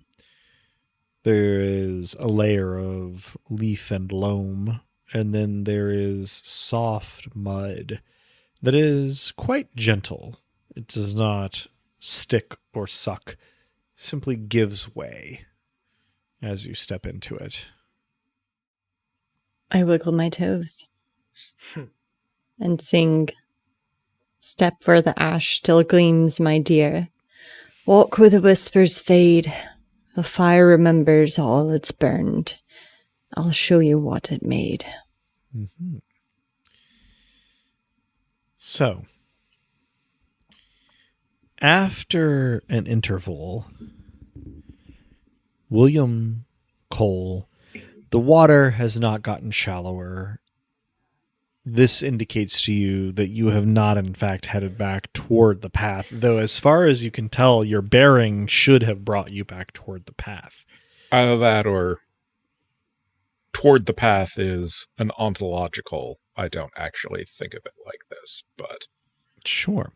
Well, and that might well be the case here because you do start hearing somewhat familiar singing, or at least the voice doing the singing is somewhat familiar. Doesn't seem to come from any place in particular, and yet it does seem to get louder as you proceed. How Well, that's not quickly nothing. how quickly that becomes a friendly voice, huh?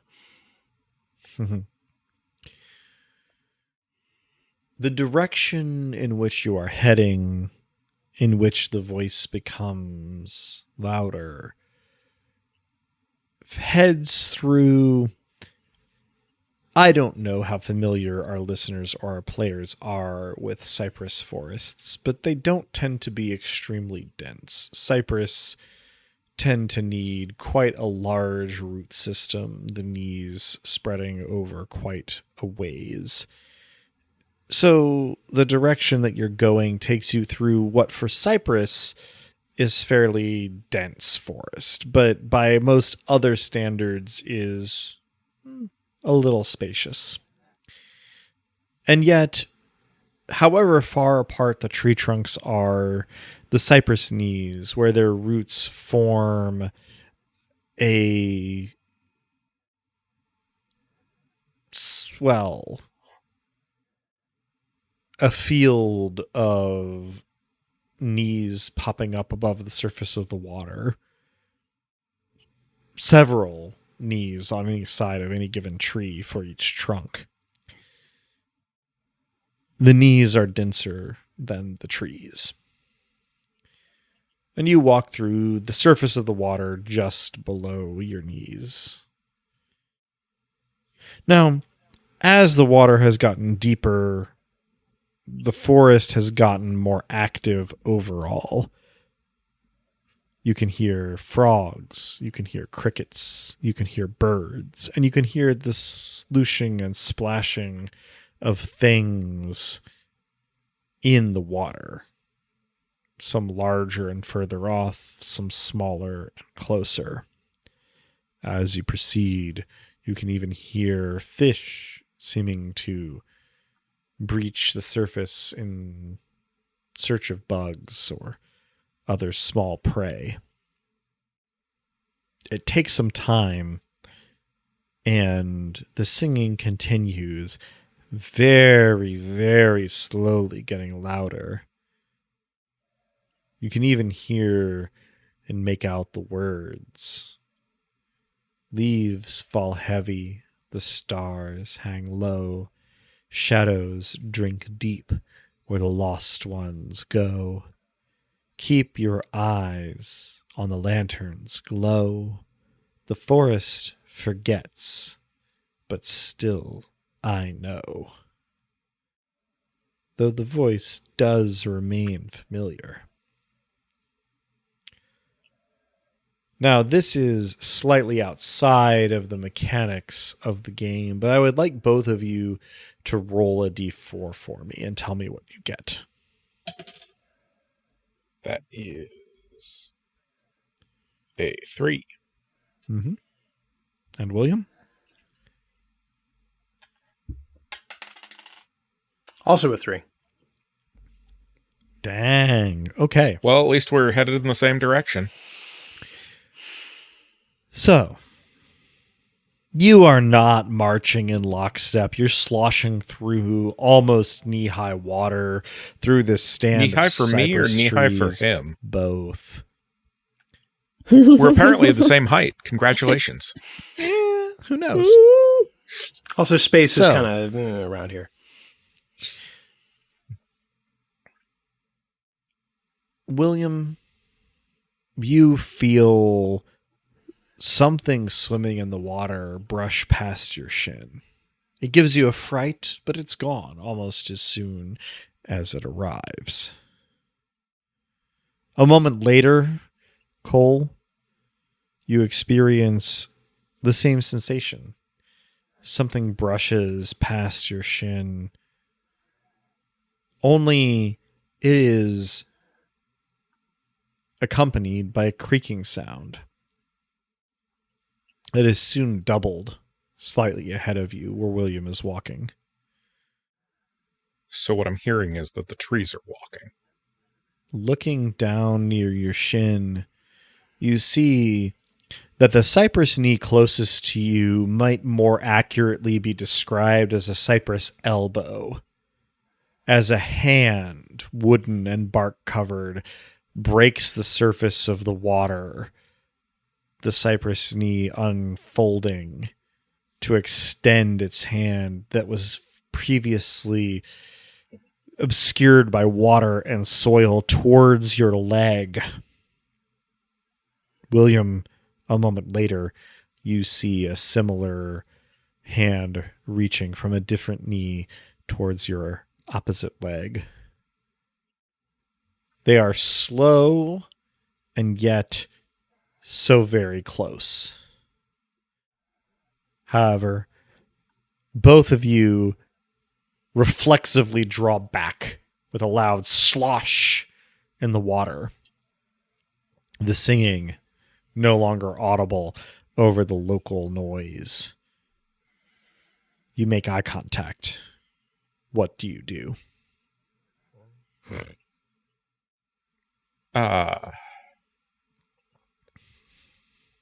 Make eye contact, mostly.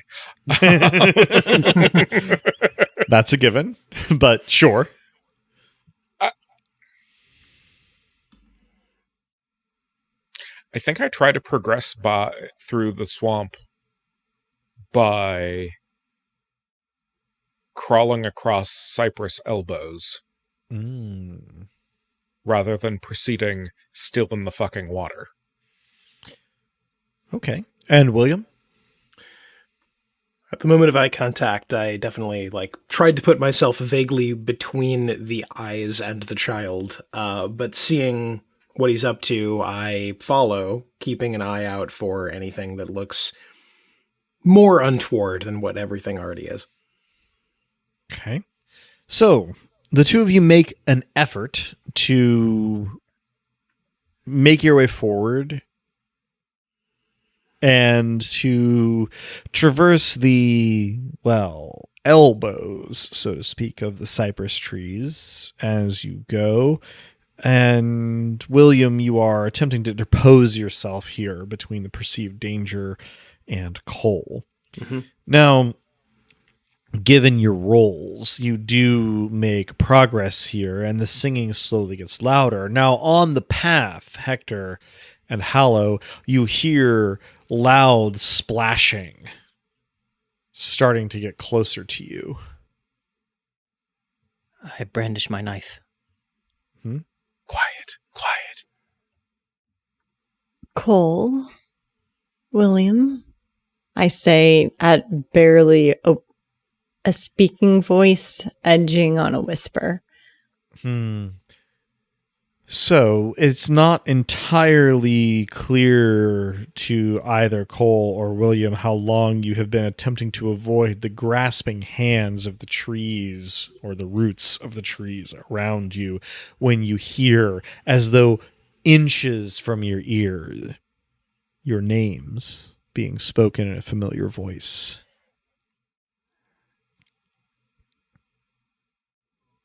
Moments later, you burst onto a corridor through the trees, knee deep in water that seems to be the path.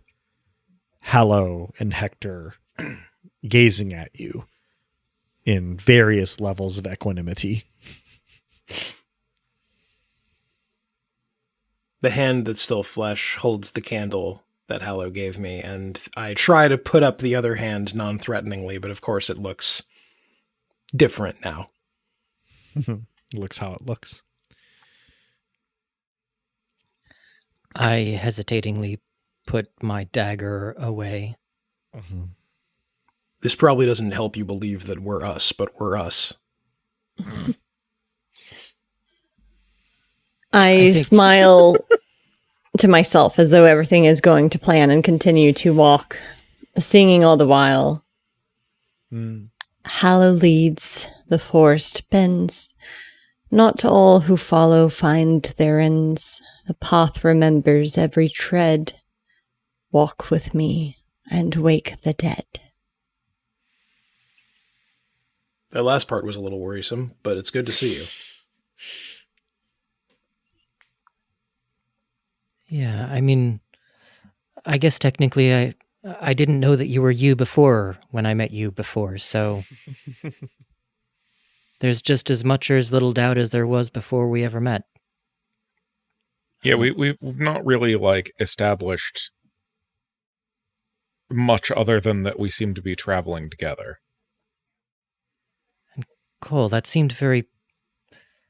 I'm glad that you found the path again.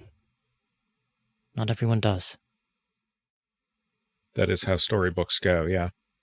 The circle means yes, Cole. Well, guess I'm SOL then. Are you done asking questions of my stone? If you'd like it back, then yes. I don't know. It seems to have served you well. I do offer back the yellow candle.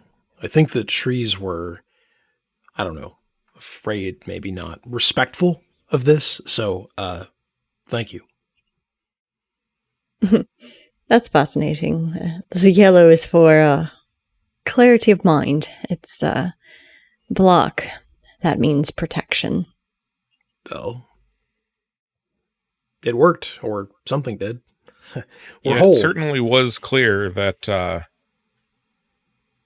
the trees have hands. And still, so too do we. Small. To the degree that we do. Right.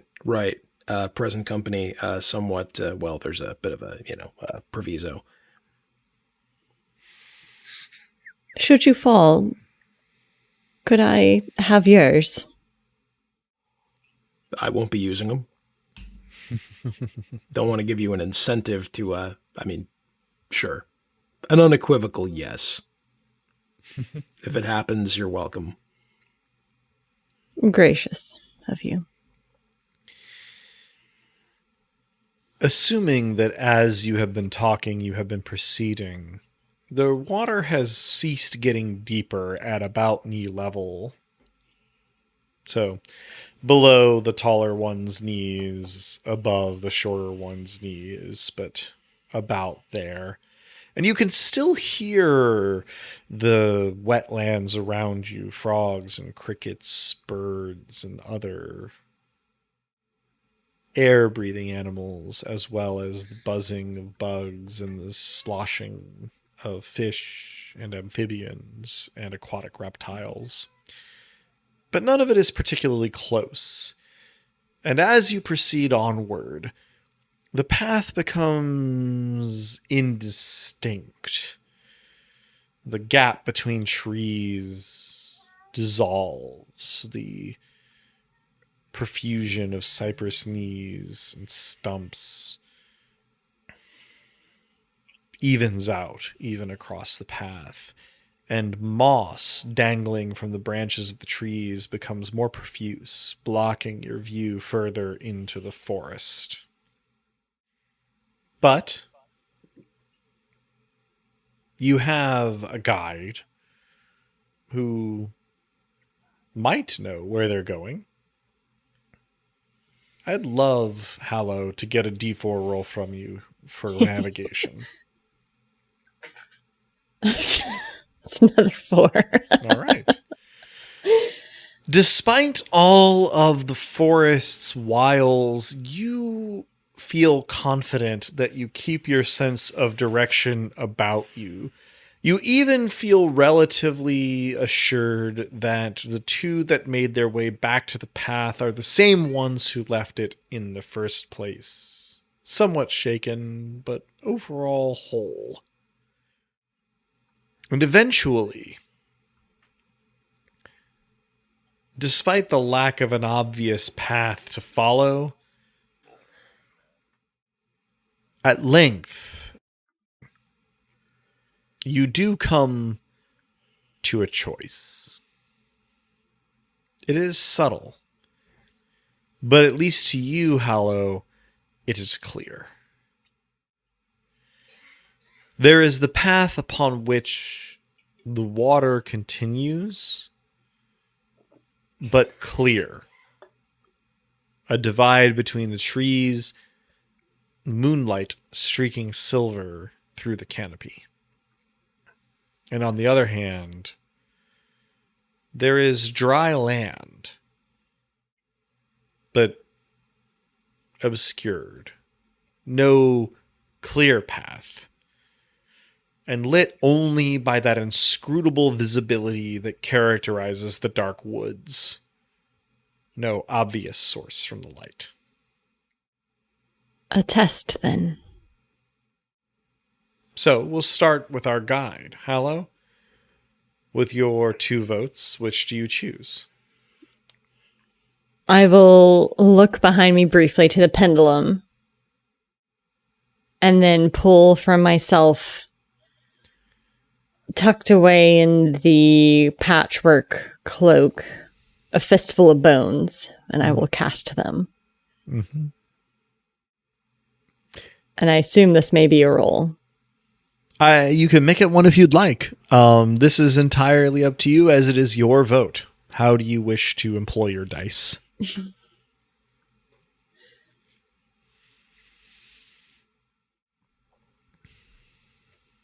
I will go for the unclear path Okay. after consulting the bones.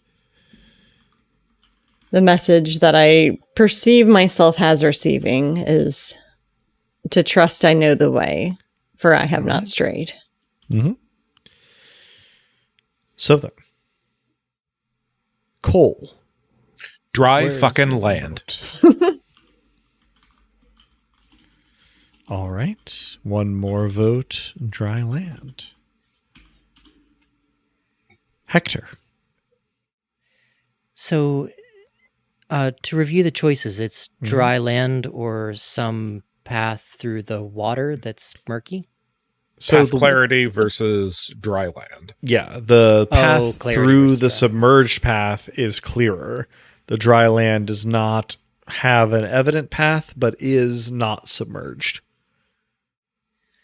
Dry land. Okay. And William. Well, this one might be unanimous. Oh, okay. Because I was over here second guessing my vote.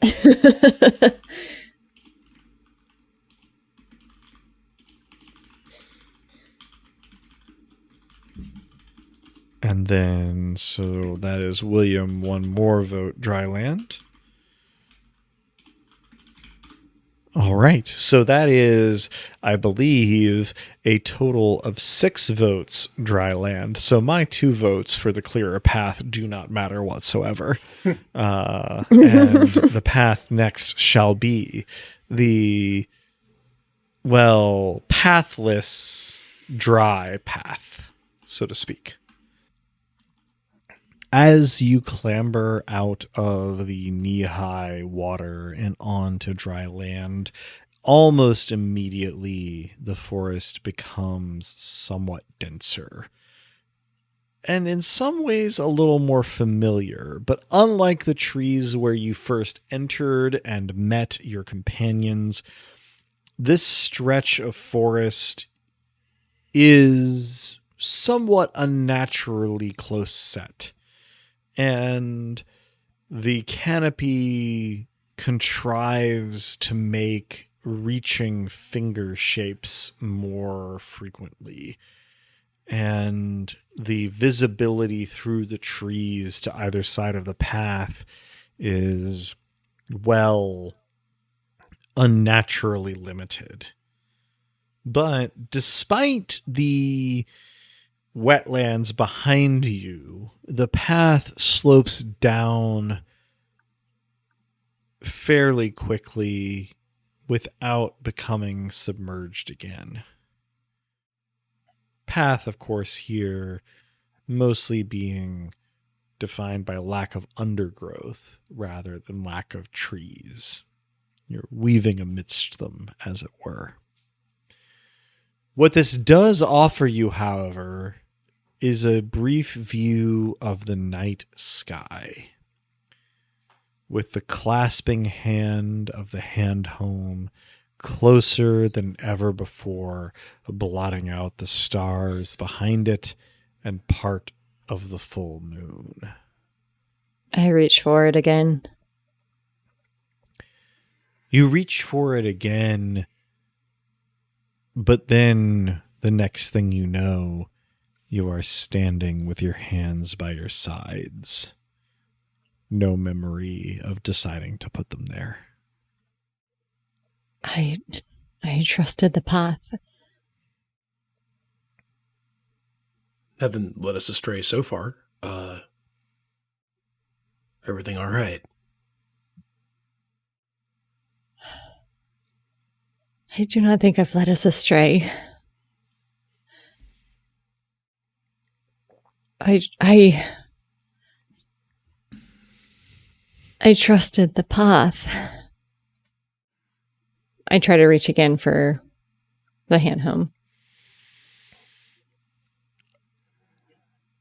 A cloud crosses the moon as you raise your arm, and the light fails you. You can no longer discern the position of the hand home in the sky. And by the time the cloud passes the moon, the canopy has closed up above you again. We must move faster. I'm worthy. I'm worthy.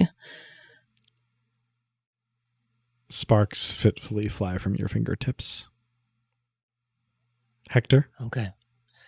Okay. Yeah. No objection here.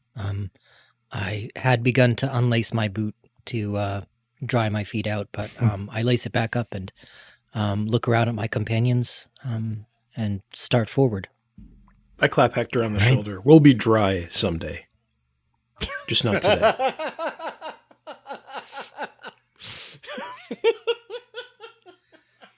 I That mean, got me.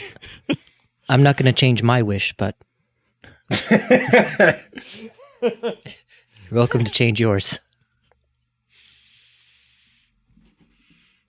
I think that laugh was in character. Mm-hmm. Mm-hmm. I don't think it's something that should require a wish. Just a recognition that we will not be permanently damp.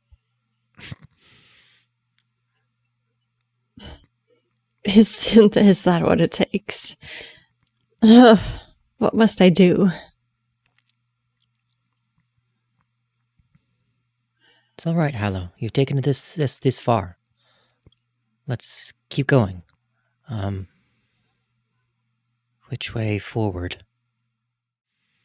Well, it is somewhat unclear through the trees, though the four of you do your best to sort of wend your way through them. And eventually you come to, well, it's not exactly a crossroads because you weren't following a path to get here, but you do see four discrete directions that you can go. The first is, well, perhaps the best way to describe it would be ruddy colored. The leaves, the dirt, the moss, the trunks all have a rusted hue to them. The second is, as it goes on, thicker with flowers along the edges of the path, pale with a ruddy center. The third looks rather like the forest that you entered, dark and foreboding, but with nothing particularly unusual otherwise about it. And the fourth slopes downward sharply and shows some evidence of spider webs. Well, hate that. I am worthy. Don't know that this is a question of worthiness at this point. It Hollow is. sparks fitfully shoot from your fingertips. I will prove that I am worthy. Who shall choose our path this time from our remaining lost? I think I will. Roll your d4. My D4 says... Hold it up to the light. 2. 2. Cole, you select the relatively level path that does not immediately change the trees around you, but does show evidence of pale flowers becoming more frequent as it goes on. Have you a particular reason for choosing this path, or does it just feel right to you? I'm hoping that I may be able to present my twin, my other self, with the flowers to bring him back. Mm-hmm.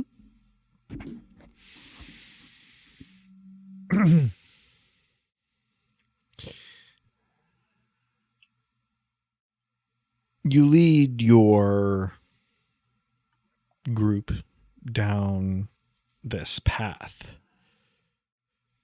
And I guess one of the things that I will point out is that so far, none of our lost have used their veto. Mm-hmm. Which I guess maybe points to me just not being aggressive enough as a GM. We'll see. Oh, no.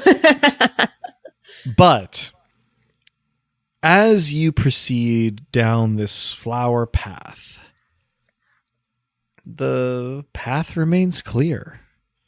The trees remain dark, but mostly familiar. The flowers get thicker, though only to either side of the path. The flowers in question are pale-hued and mostly closed. That is to say, they are buds waiting to bloom.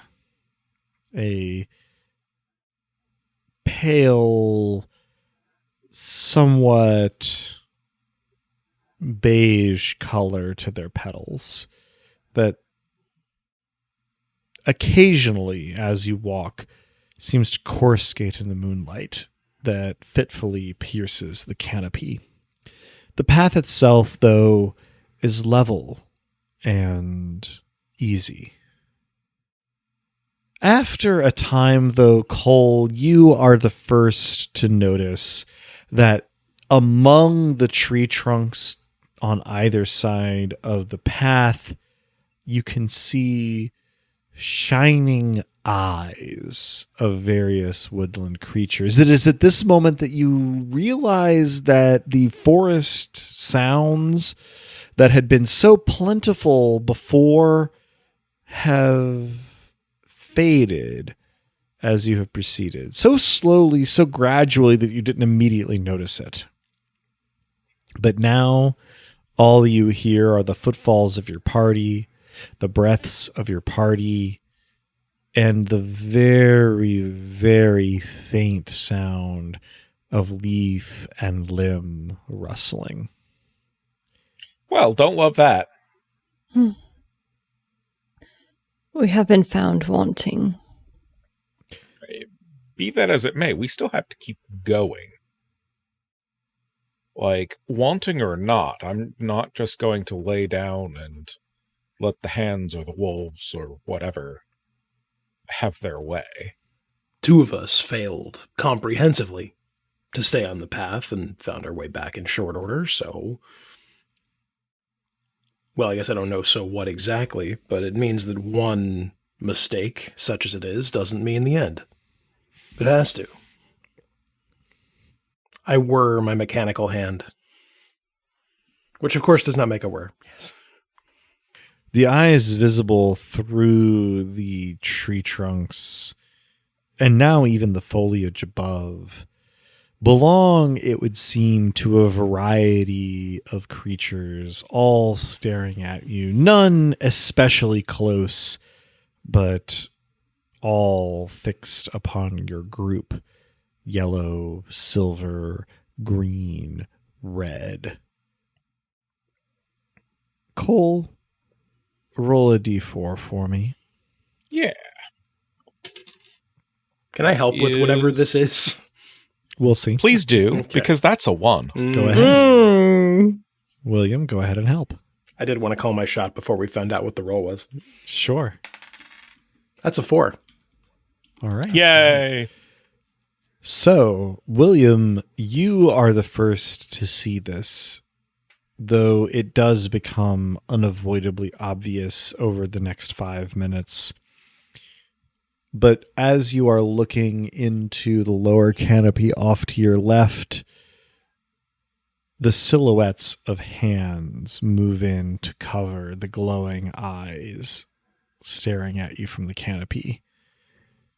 Looking to another set, a differently shaped, spindlier set of fingers cover that set of eyes. Looking to the other side of the path, you can see 3 or 4 sets of eyes with variously shaped silhouettes of hands moving to cover them. And at this point, the rest of the party will start to notice the glowing eyes being covered by shadowy hands. And in short order, the forest is darker than it's been since you entered. The glow of the eyes covered up the sun or moon or stars, unable to penetrate the canopy close set above you. And only the unaccountable, suffuse light of the forest lighting your way, only barely. Hello? I was pointing to myself because am I still glowing? You are, but it doesn't seem to illuminate very much beyond the path. Mm. At this point, it's actually hard to make out the tree trunks and the canopy around you. It could be totally normal. It could be totally unnerving, but you can't see it to know.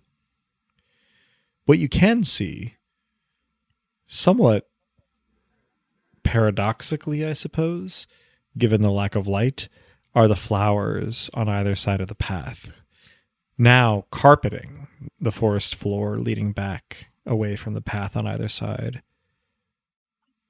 And as you behold them, the petals open, blooming in the night.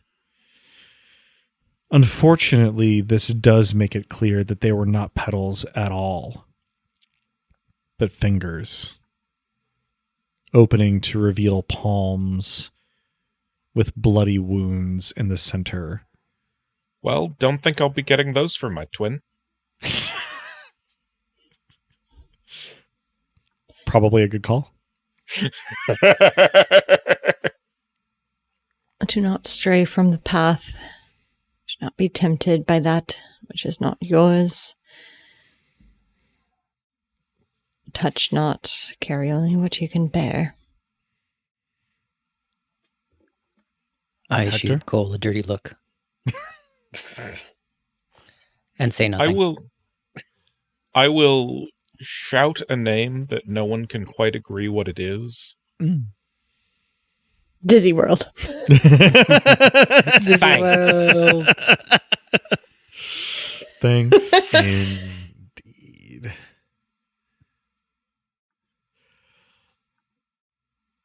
when you shout, all of the handish flowers clench closed, and then slowly, in the silence that follows, ease open again with an almost audible creak of tendons.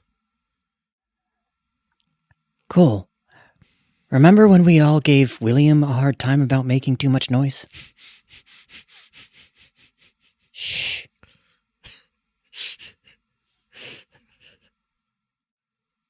I do not acknowledge you. Speak softly, think clearly, the trees mark the careless. By this time, walking forward, the flowers have started to appear on the branches and among the leaves of the trees as well. Now they appear because they surround you to be reaching for you, though no movement is in evidence. My hand goes to my knife, not And mine. brandishing it yet. Mine goes to my hammer as well. It occurs to me that I haven't had to build or take apart or fight anything since my reconfiguration, and I wonder how I'll fare, and I hope I won't have to find out. I roll my eyes and take a slingshot out of my bag. Do not dare. Was that to us or to, I shake off the thought.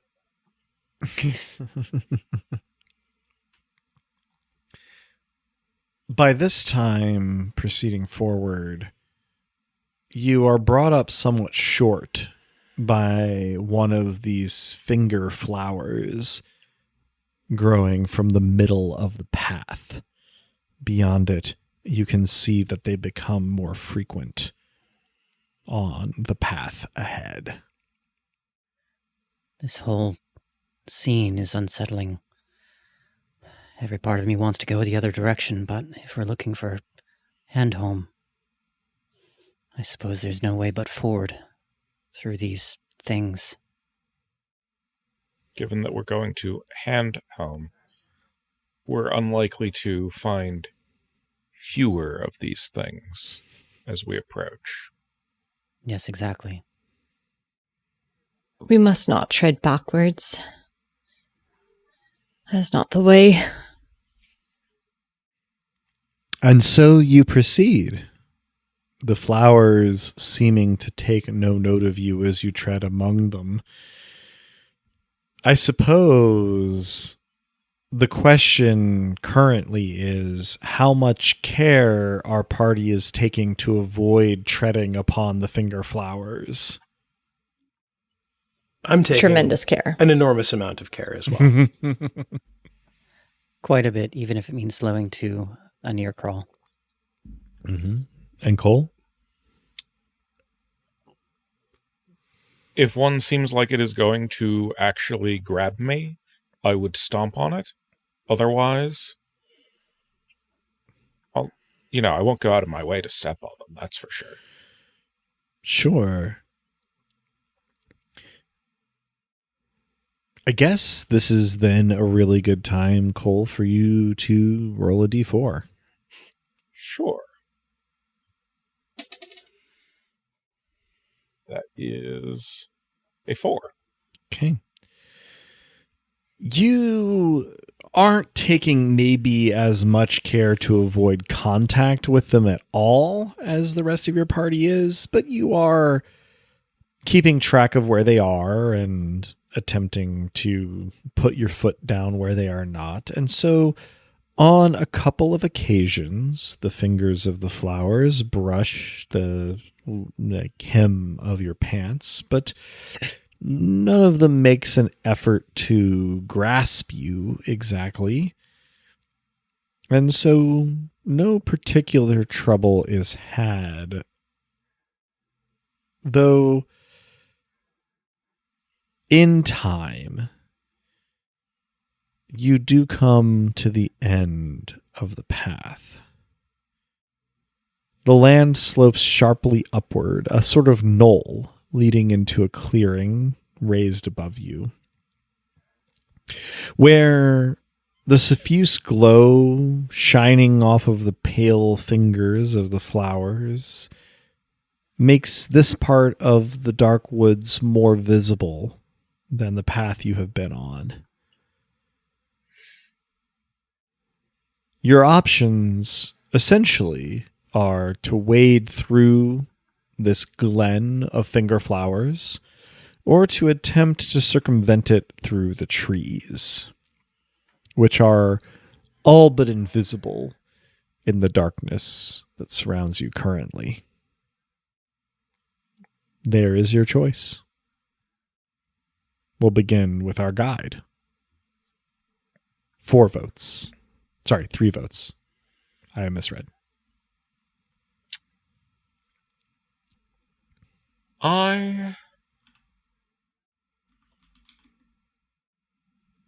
have learned the lesson in theory of straying from the path. The path goes through the flowers, and so should we. All right. Hector, 1 vote. If I choose trees, do we need to leave the flowers behind altogether? Or are we just kind of circling around the clearing through the trees? To get to the Well, other side. I suppose you are not sure how far into the path around the clearing the flowers might extend. You will walk through the ones near the path, and then it is unknown. I'll choose flowers too then. All right. 1 more vote through the clearing. William. 2 votes.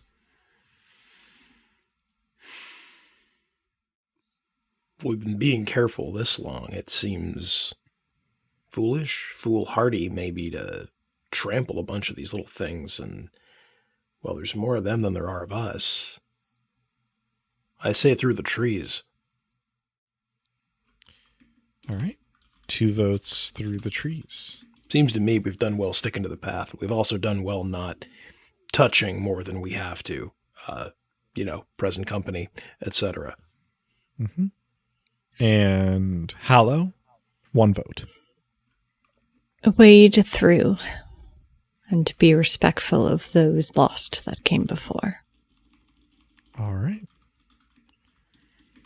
1 more vote through the flowers. I mean, if it's not too late to change my vote, at the gesturing of the robo hand, you make a good point, William.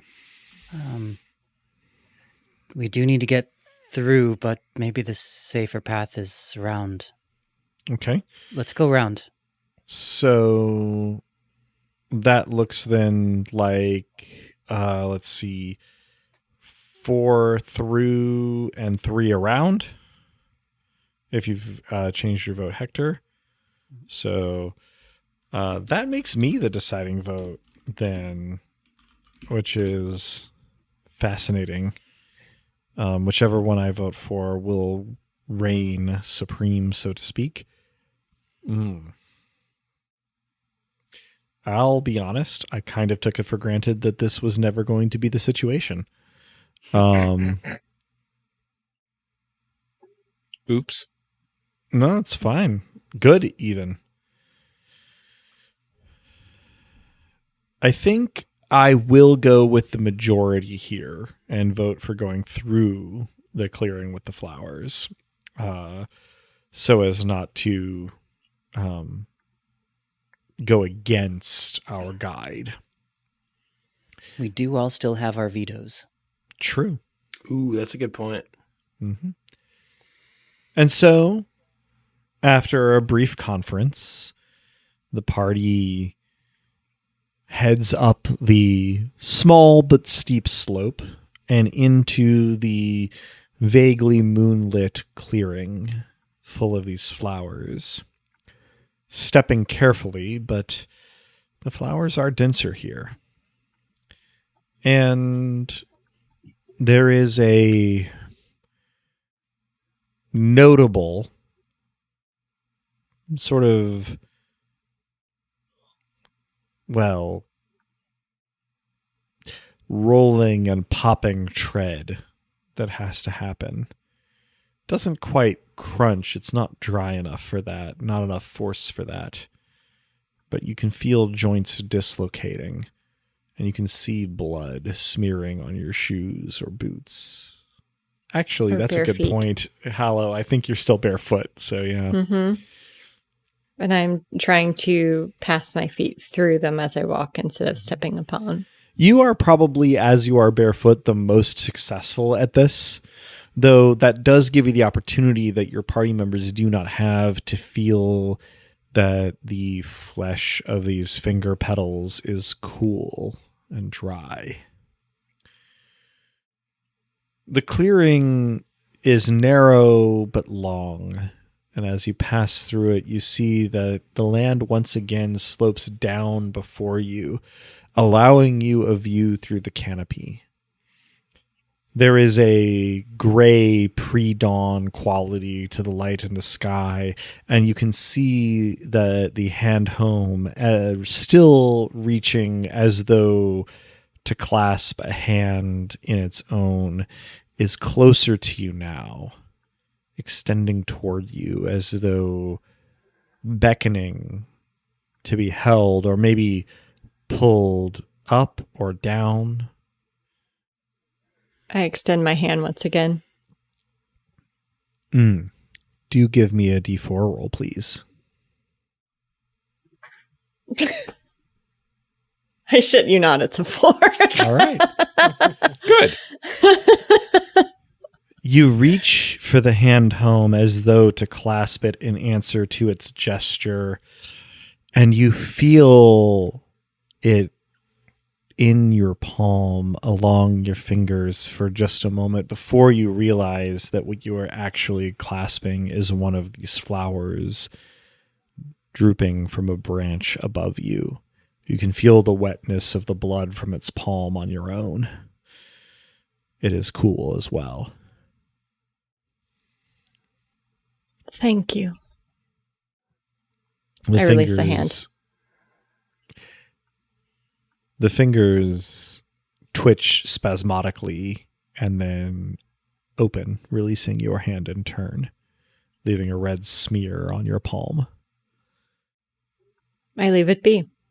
All right. As you are moving to where the path levels off after this slope down, each of you feels the fingers of the flowers you are wading through stroking your calf or the boots where your calf is covered, but no sudden or aggressive moves are made. And while the path levels off comparatively, it is still sloping slightly downward. There is time for some conversation as you continue along the path as the flowers thin out and then slowly disappear behind you. Though perhaps you walk in silence, which is also fine. I hum the same song under my breath again. Mm-hmm. At this point, I hum along. Once that finishes, I ask what it is. An old song.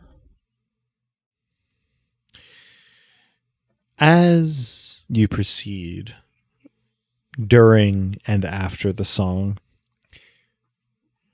the light grows slightly brighter, though still washed out, which makes it hard to immediately perceive that the soil beneath your feet is changing in its color and quality, becoming slightly muckier as you go, and becoming ruddy. Before much else can happen, though, you come upon the crossroads. 4 more paths are before you. The first continues the slightly ruddy, mucky path through dark trees. The second shows a thinning of the foliage and a brighter light. The third, well, seems mostly the same, but, well, it's noisier in a way that it's hard to put your finger on. And the fourth, well, the fourth is rugged. The soil seems a little more normal there, but is nowhere near as smooth and uniform. Hector, I believe you're our guide this time. If you'd roll a d4 for your path. Step forward onto the crossroads, taking a closer look at each of the paths, and I rolled a 4. All right. I put my shoes back on. An important detail to mention. No, I It seems appreciate it. that one requires more force than the other to fit on my too large foot. Mm-hmm. So, examining the paths, you settle on the fourth, the rugged path. The trees continue much as they are, dark, but in many ways quotidian. The path itself doesn't seem to get any ruddier, but does get bumpier in sort of a both literal and figurative way. And you lead your companions down it. The light comes through the canopy fitfully in a gray and washed out tone. And the path continues to slope ever so slightly downward. In flashes through narrow gaps in the canopy, you can see the hand home. It's unclear if it is any closer than the last time you saw it, but, well, the last time you saw it, the grasping hand was quite close. So perhaps it is getting closer, just infinitesimally.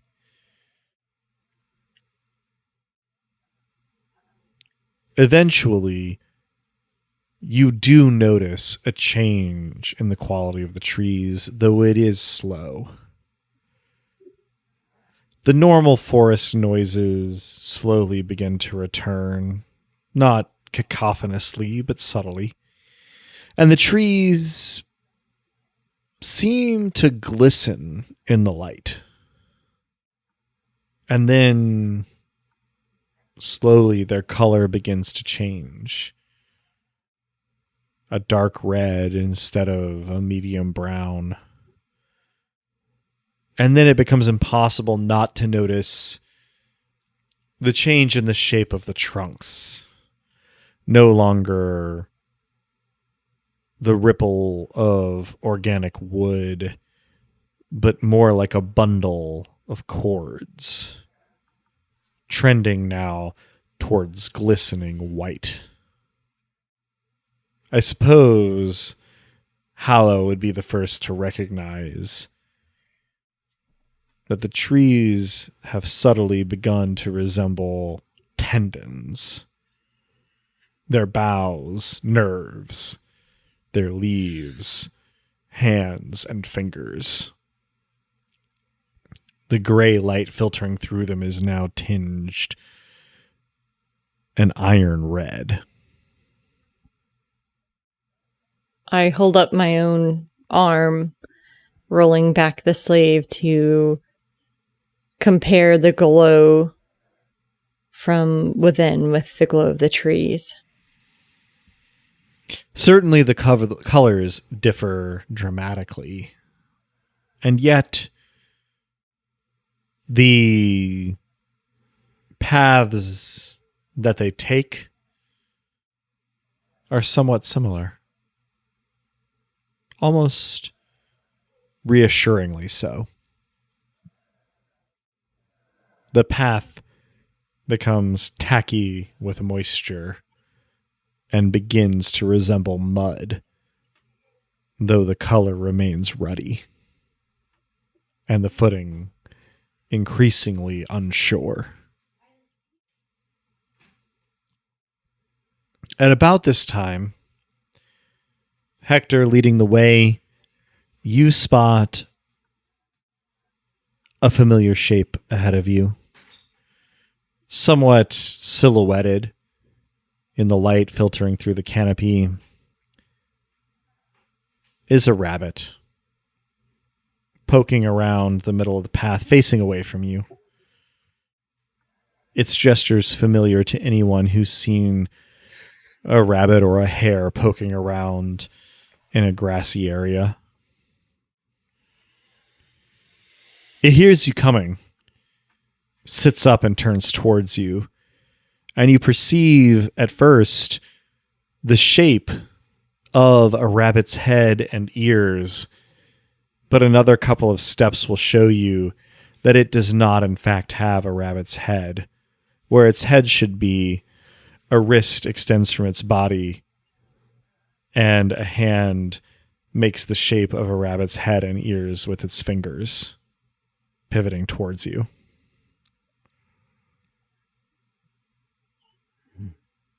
Hate that for all of us. Was that actually said out loud? Yes. Sure. You're beginning to understand. At the sound of your voices, the rabbit stiffens and then gallops into the trees and is quickly lost to sight.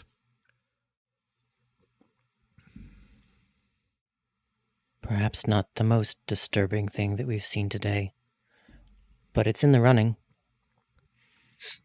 Main concern is that it's acting like prey and not a predator, which means something nearby is probably worse. I wish that you knew less, or that you'd shared less.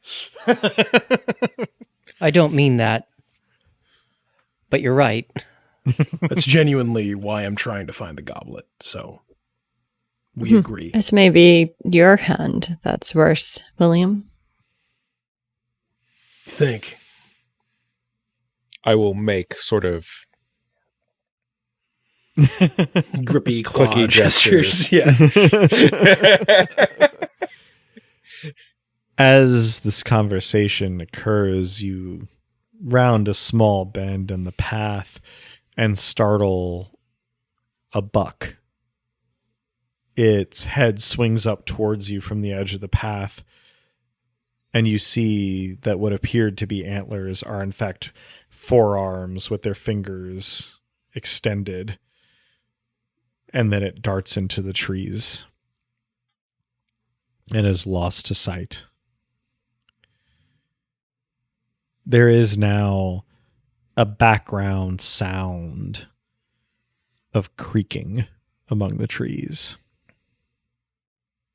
So many lost. Are the hands each individually a deceased lost? Individually. We each have 2 hands. Fair. That's nature, I suppose. Brutal, incomprehensible, never wasteful. Consume or be consumed. None of this seems natural to me.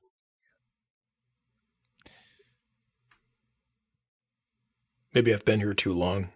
It's starting to feel natural. As you proceed, you spot a group of 3 foxes just off the path, but visible in the light filtering through the canopy, that seem to be each eating something. And as they hear you, they all in unison look towards you, and they have the fox hand shape of like a shadow puppet for their heads, a wrist emerging from their shoulders. And one of them makes the gesture of opening its mouth to yip at you, but no sound comes out.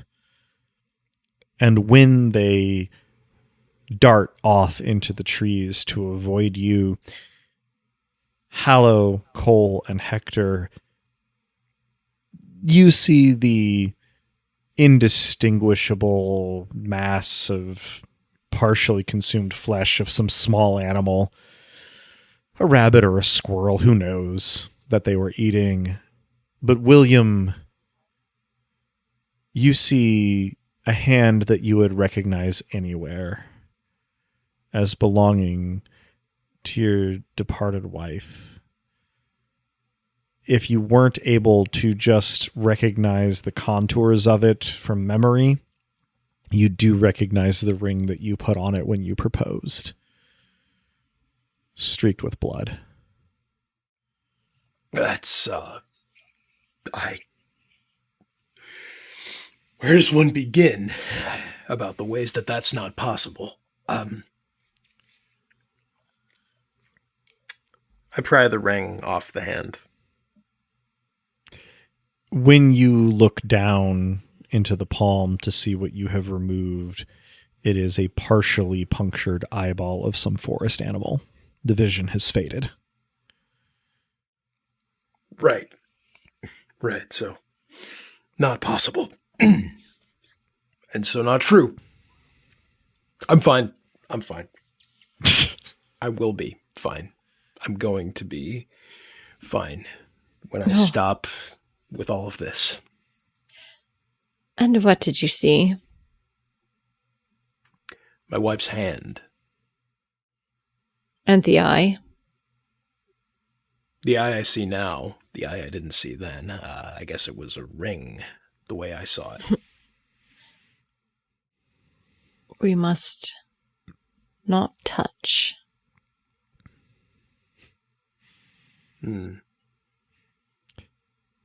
Sparks shoot from your fingertips. We must touch. Sparks shoot from your fingertips. We must be touched. A glow pulses along the veins in your arms.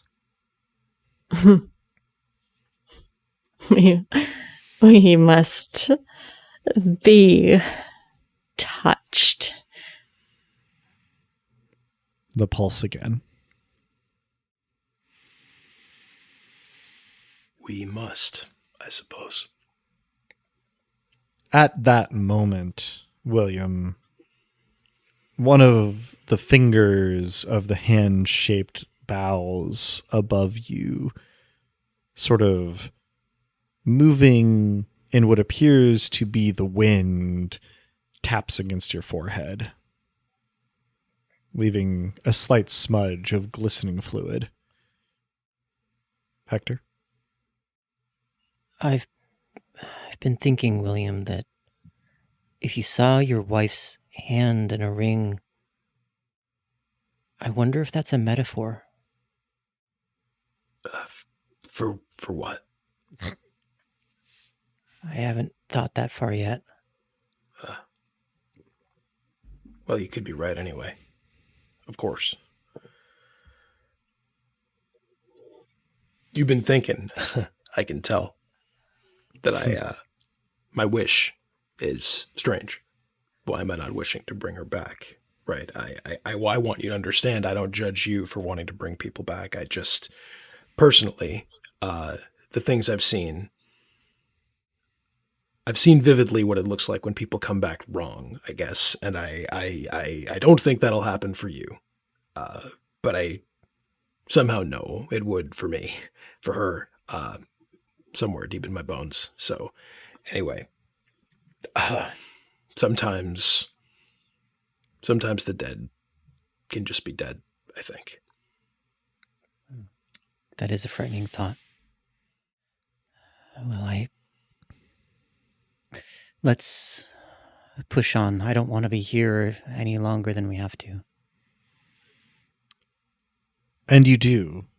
And you notice that in the style of the moss earlier in your journey, fleshless fingers dripping some unidentifiable fluid are now dangling just barely above head height over the path.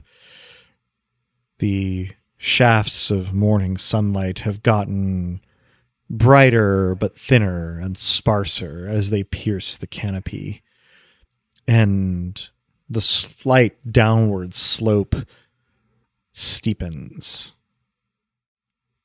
allowing you one last look at the hand home. You can no longer see the forearm, or for that matter, the upper arm, because the hand has become so very large in your view, still extended upward as though to clasp another hand, but now clearly of a dark gray, rough-hewn stone. You can see a dark shape held in its palm, though the light is wrong for you to see what it might be. You don't even know how close it is, other than to know that it looms larger in your view than it did before. The Arms Queen, as you always knew, knows where you are. But now, she is close. And Hail. Hail. The glow in your arms pulses again. And then the clearing in the canopy is closed, and you proceed. Coming to what at first appears to be another crossroads. But quickly it resolves itself instead into a clearing, with only two paths leading from it. One shows the trees now made of tendons and a little flesh, sloping back upward and seeming gradually to become trees again. The other slopes downward and is quite dark, the fingers above dangling lower than ever before. Hector, you have 5 votes for which path is taken.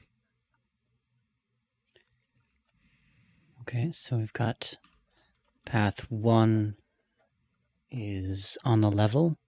Path 2 goes downward. I would say the trees become more tree-like. The light is better. And all in all, it seems like it may not lead to the Hand Queen. so. The first path seems to be becoming more normal forest, though it has a ways to go, and sloping very slightly upward. The second slopes more precipitously downward and continues the fleshy theme. Okay. Second path. Let's go towards the scary. All right. William, 1 vote. Now's the time, I think, to be here and worthy and together and whole, and let's finish it. Yeah, the scary path. All right. Hallow, 1 vote. We must be touched. All right. 1 more vote, second path. And Cole, 1 vote. Unanimous. If we're not going to Hand Home, then what the hell are we even here for? All right. And then I will throw my 2 votes for total unanimity on the second path. So, we have chosen, in effect, our final path.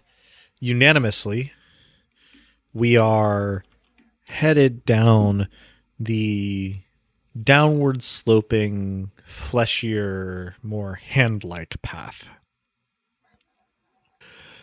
Paradoxically, it is a little brighter than it seems. Some of the now early morning light makes its way through the canopy of hands and fingers and multi-jointed arms that now clearly make up the branches of the trees you pass under. But also, there's just kind of a suffused, ruddy light generally. Everything seems to glisten in ways that diffuse the light along the path and even into the tendon trees around you.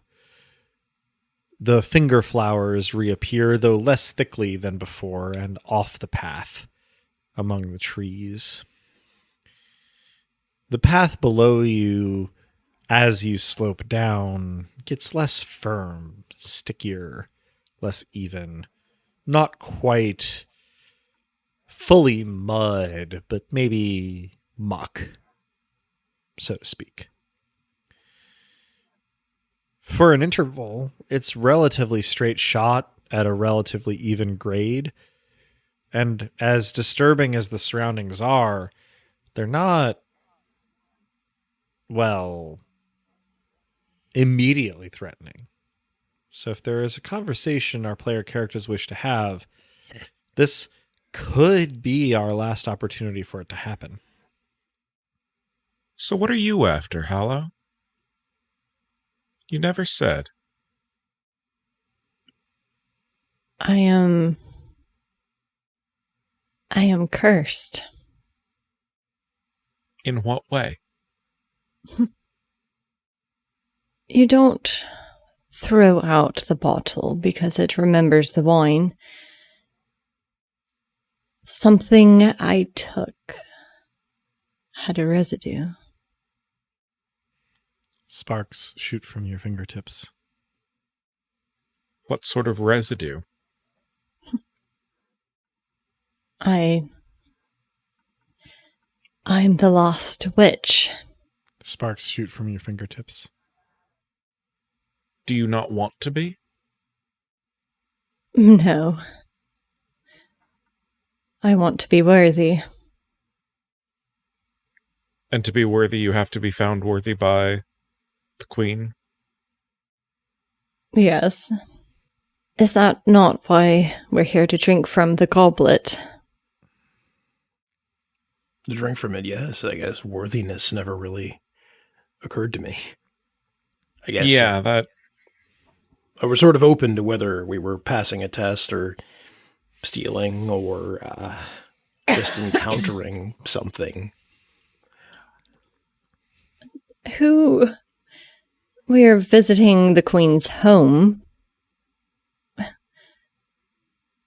We must be worthy to enter. Or would you steal from the Queen? Were it possible, absolutely I would steal from the Queen. I suppose who wouldn't to get the thing they want most? A fool's bargain. We are surrounded by the limbs of those who thought the same.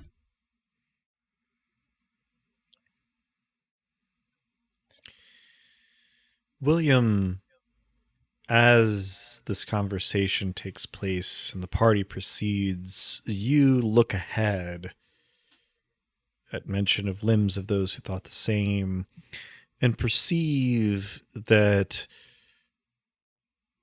the hands that are the leaves and the arms that are the branches of the trees overhanging the path in front of you are now clad in golden armor and jewelry and a mix of the two depending on the hand. You actually wince at how bright it is to look down the path, but you also see impossibly far into the gloom a figure of a woman clad in a golden ball gown. And when her head turns to look in your direction, the vision fades, and the forest is as it was before. Only you feel kind of dizzy. Yeah. I take a moment to steady myself. That was, again, just me, I suspect. The fool's limbs resplendent, well clad, and the woman in the ball gown, the queen herself, perhaps. Probably. I never envisioned the queen in something like a ball gown. I shake my head and shrug. If she's a queen, perhaps she has a court. I would Maybe it's not her. I would like each of our lost to roll a d4. Tell me what you get. Always a good sign. 3. 3. 3. 2. Hector, Damn it, Nick. We almost had it perfect. your next footfall does not meet solid ground. It plunges a good foot further than the surface of the path, and you feel hands below the surface of the dirt grasp your calf, your shin, your ankle, your foot, tighter than seems humanly possible. I squeal in fear and try to wrench away, and I fail. And You yeah, actually fall in the process of attempting to wrench yourself away, and hands break the surface of the path to grasp you, dragging you down. I Fortunately, brandish my knife. Unfortunately for you, your companions can see this happening. No, of all of them, you were the one that did not stray. Do not fear. He's still there, though, right? He's not gone. No. You have a moment to do something if you'd like. No, I dive for him. I grab him by the shoulder. One arm, seemingly unnaturally strong from years of practiced work, and the other arm literally unnaturally strong from whatever modification has been made. And I do whatever I can to wrench him up from the path. Mm-hmm. I assist by slingshotting at the hands that hold. Okay. Between the two of you and your higher rolls than Hector's, you manage to slowly free him from the grasps of the hands that suddenly make up the path all around you. Although they only seem to be grabbing at Hector, you wrench him upright again, though in the process you do wrench a few of the hands out of the path to grisly effect. They are where they have disconnected from the ground, jutting jagged bone and ragged flesh and skin, dripping blood and lymph. It is nauseating. And It's a horror show up in here. Really bad. However, as soon as they are disconnected from the ground, they cease their grasping. This isn't right. He was one of the few that might have been worthy. Only when I see the other's reaction to the smell do I realize they definitely see the hands too. I mean, you presumably would have seen me hit some of them. True. Inconclusive, though. You could have been aiming at anything. Might not be real. Well, I didn't mean that, although, Now, Hallow, while this is sort of winding down, you feel one of the hands from the canopy above stroke your hair wetly. I lean into the caress. Gives you one more pat on the head and then recedes back into the canopy. William, I believe you were saying something. Yeah. Hector, you all right? No. Um, no. Understandable. I think that I'm unharmed, though.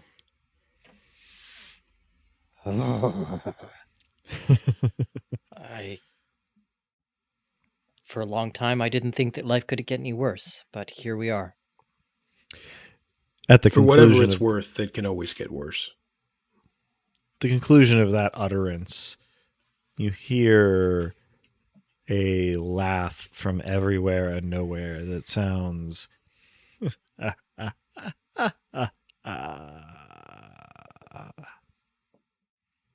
presuming that's the end of the discussion of the path attempting to seize Hector. There's nowhere really to go but forward. I think we move forward. And then it doesn't take all that long for the clearing ahead to manifest.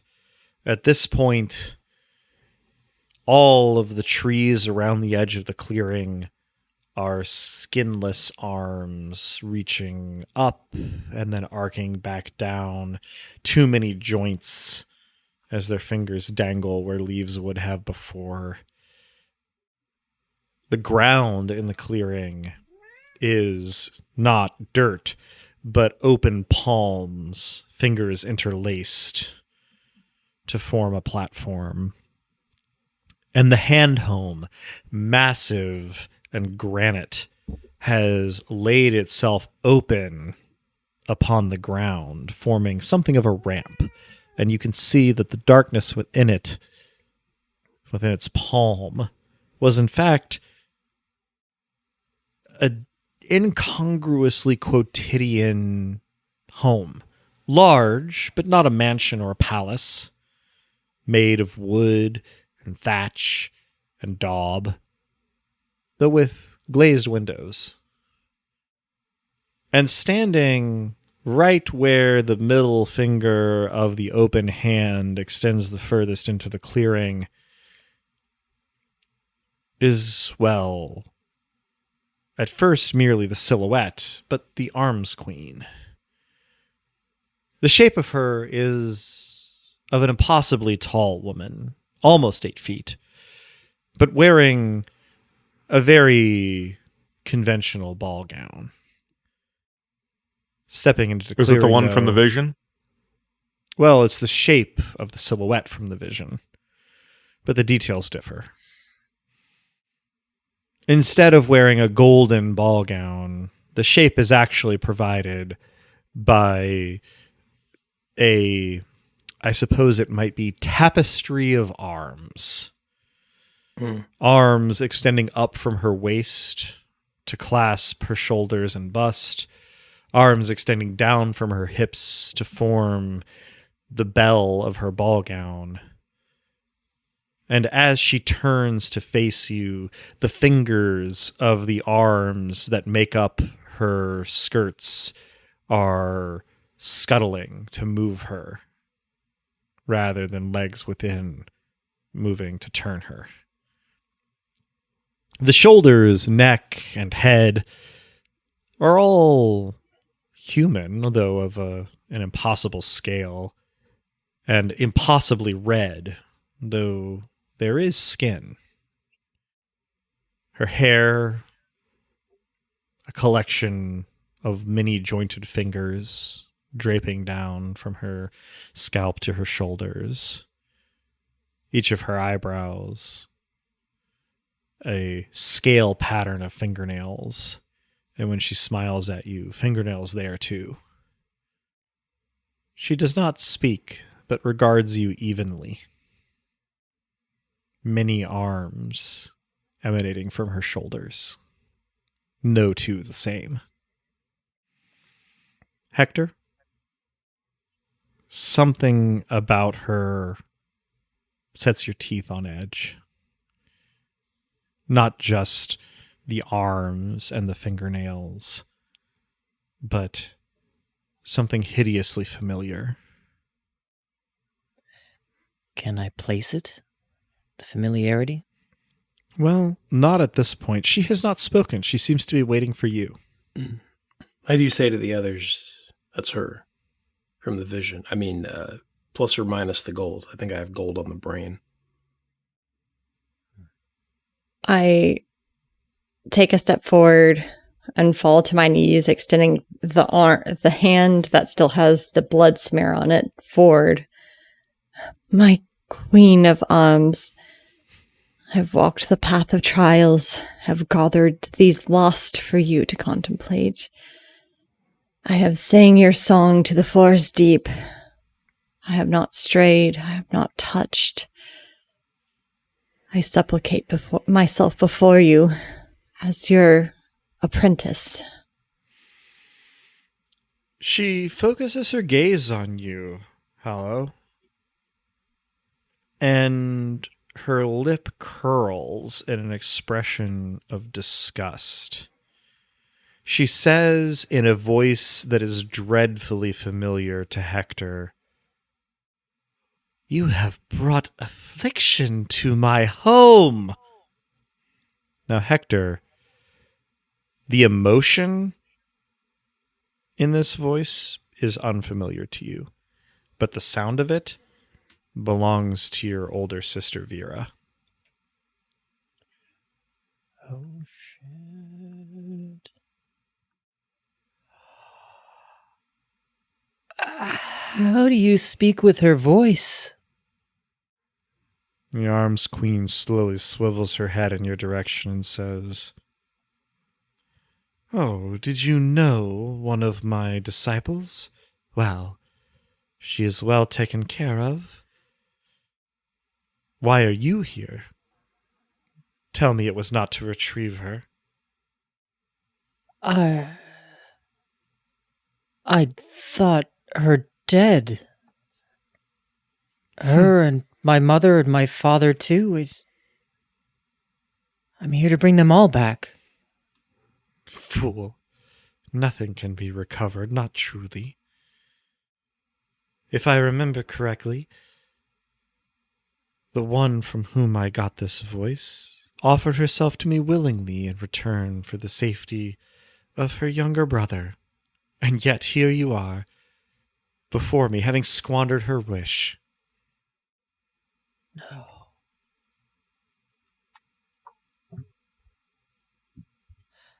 So there are limits to your power then. There are limits can't to bring all them back? powers. I mean, you could just continue to honor the wish for safety. That's a choice on you, ma'am. Looking now at Cole, she says, "What have I done to threaten anyone here?" Aren't you in charge of this place? I reside here. What exactly the forest decides to do is, well, not my concern most days. She gives you a smile that shows fingernails. Thanks, I hate it.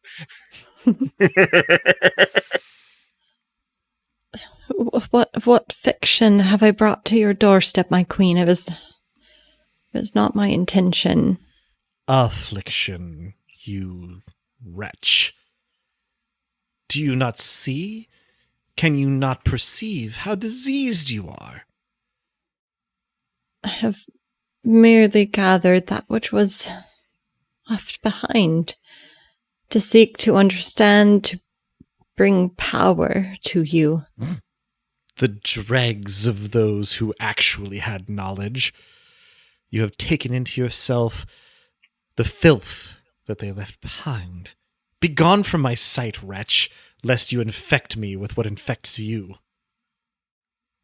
She shifts her gaze from you. I remain prostrate. Well, you don't exactly seem to be doling out brains or hearts or ways home. Such is not my way. Those of you who have come to me seek to steal from me. Not steal. Request. Borrow. You say nothing can be recovered. I just want to remove something. Visions all my life. vexatious and useless now that I no longer have anyone to share them with. I came to ask if by your power they could be removed. If you're asking whether I was indifferent to how I came upon that power in your realm, I fully confess it. But here I am, asking.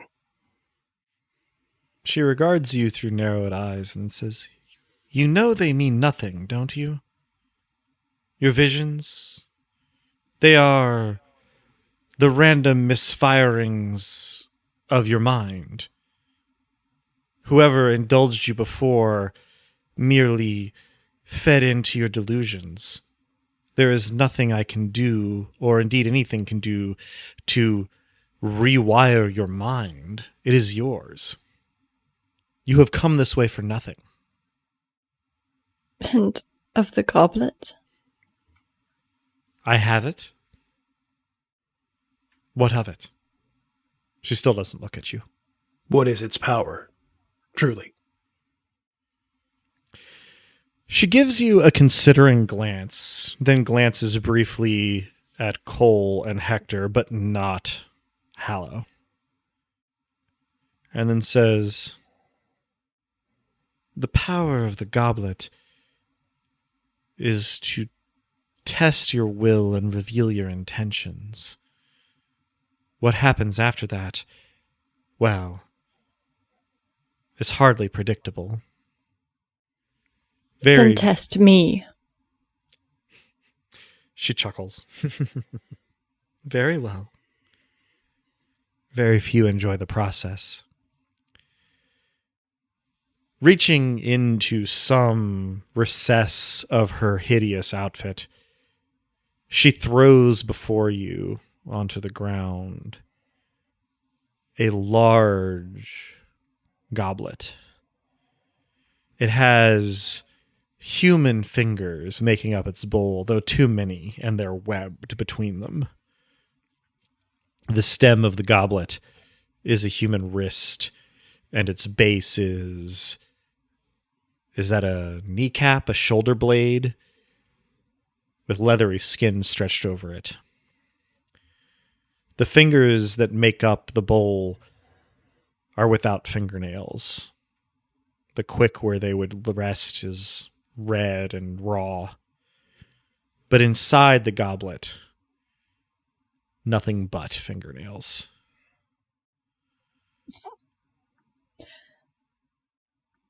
How far away is it from me?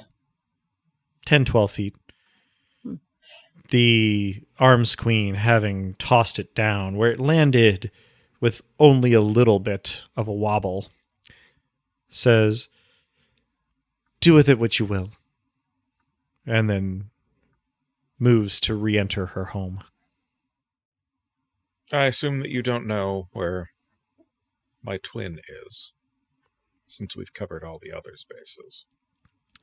Without stopping her progress toward her home, she looks back over her shoulder and says, "Oh, Owen is somewhere in the forest," and then proceeds.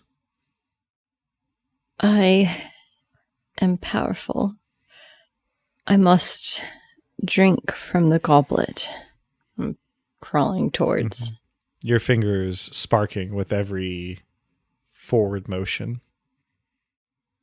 I pause and I look at my fingers. I must drink from the goblet. Sparks. I won't stop you, and I don't think I could if I wanted to, but are you sure? I am cursed. Sparks. I will be consumed by this curse. I can stop it. Sparks. I should drink from the goblet. You are coming up on it. I repeat, Mm-hmm. I should drink from the goblet. No one appears to be stopping. No. We've come this far, and it's your life, your curse, such as it is, your misplaced faith, if you don't mind my saying so, in her. But you do what you need to do for you. The goblet will cure me. Sparks. The goblet will harm me. You are sort of slouched in front of it at this point. I've come all this way. What should I do? I look to the rest of them. Before you make that decision, can I borrow your pendant again? You never gave it back. Oh, strike You're that. still borrowing it, yeah. Yeah. Yeah. Okay. I'll pull it out and think really hard about.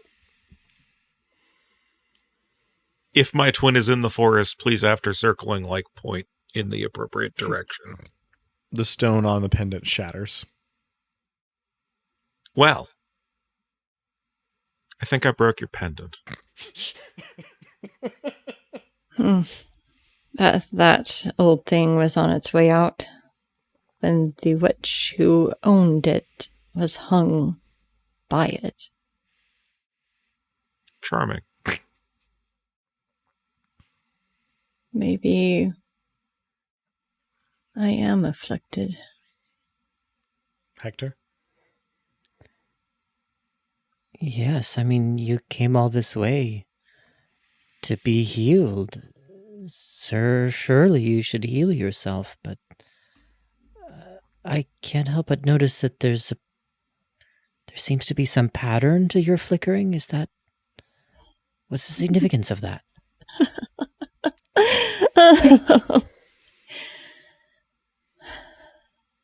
I am the last witch. I hold up my Sparks. hands. So when you acknowledge that, I would not leave you to the forest. Sparks. I did not bring you here to the queen thinking maybe she would take me on as her disciple Sparks. if I offered up something worthy. Continuous sparks. yeah, that tracks. So it sparks when you tell the truth.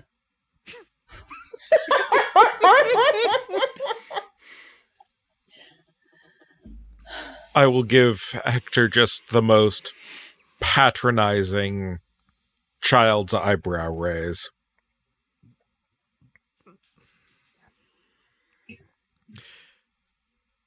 Now, Hallow, you are basically knelt over the Goblet of Nails. Mm-hmm.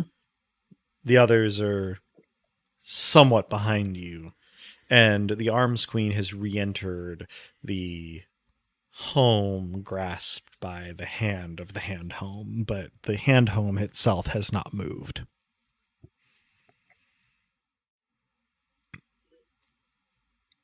I don't understand why would I glow if this is not what I was meant for? The fingers that make up the bowl of the Goblet of Nails twitch sporadically, seemingly not in response to anything. That's just what they do. I can't choose for you. I can only tell you what I think I know now. All my life I've seen these things, and I've been told what they mean. Been told they're of great portent, been told just recently, as you might have heard, that they're the vestiges of a misfiring mind. But that's wrong too, isn't it? It's not for anyone else to say what something means. We're all cursed to do with what we have what we will. Drink or don't drink, but do it for you, not because of some queen whose only power is to withhold power. And what of you three? Will you drink? Yes. No. I left the path for it already, didn't I? Why would I stop at the goal?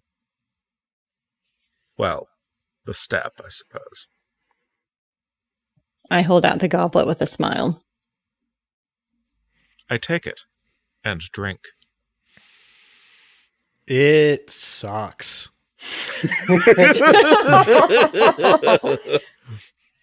Yep.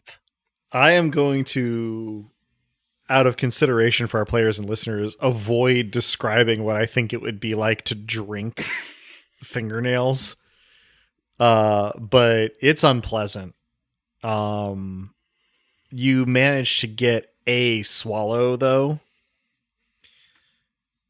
And time seems to stop around you, as though waiting. In the same sort of mental space that I was asking the pendulum. All right, I did this thing. Now where the fuck is my twin? There is a pulse that begins in your head and travels your entire body, and then time resumes. Only you hear from behind you an echo of your own voice saying, "Cole? Are you real?" To the best of my knowledge. Would I be incorrect to assume that you turn to look? Oh, I absolutely do. Okay. You see there your own mirror image, only slightly emaciated, more ragged, less sort of brushed hair, less cut hair. And Owen rushes towards you and clasps you in a tight hug, saying, "It's true, it's true. My wish came true." What did you wish for? Owen steps back just like a half a step and glances down toward the side and said, I wished I had a brother." You do. He rubs at his face as though wiping away tears and says,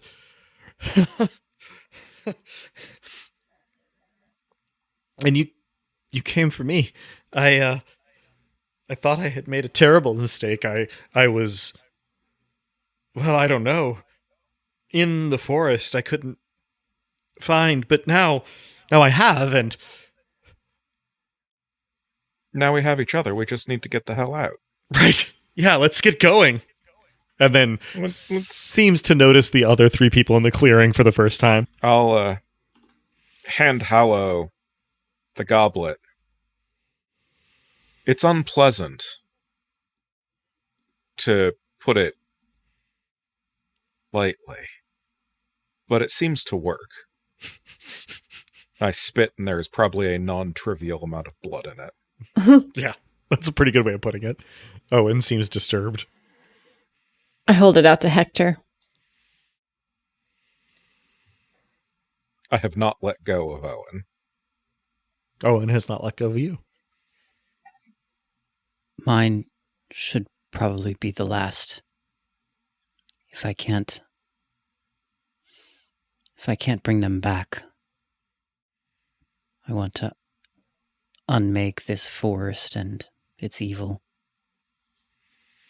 Wish that it would diminish and fade away. So if you want to make use of its power, now's the time. Not that I know that my wish will work at all. That's all I can think of. I have divined that it will not work for me. It will bring me harm. The goblet will heal my curse. At what price? It will cause me harm. But the queen said she does not prevail over the forest. And the queen is entirely possibly a liar. It was the forest that welcomed me with open arms.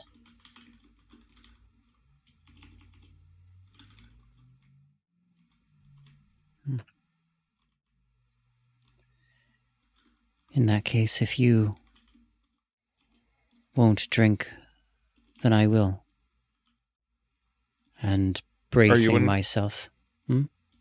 I will point over at William. If you're going to end it, then are you drinking, William? I've been standing clearly very deep in thought. This is your brother. So it works. Appears to. I may apparently be the result of his wish, which snake biting its own tail, but it doesn't seem to be full on monkey paw. I'll miss the strange things you say, assuming this is where we part ways. But this is my only chance to know whether what I wanted is possible. I'm going to find out. I drink with my eyes shut against what I know will be a very unpleasant experience. And boy, is it. But once you get a swallow down, feeling like it is slicing you open all the way to your stomach, you get the sensation of the world weighing on you.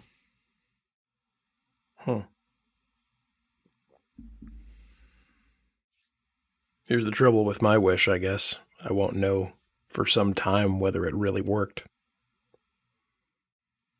But, hey, I spit. I spit again. Couple fingernails and some blood in each expectoration. And time resumes. And you don't feel any different. But like you said, it's kind of impossible to be 100% sure that anything would have changed until the moment where you're next afflicted by a vision. I'll plan to live the rest of my days in reality as best I can. And as for you, Hector, I didn't mean to talk you out of your original plan. It may work, but it's up to you, and I admire your courage in perhaps spending your shot ending this place. Yeah. I know that it's possible that the queen is lying, but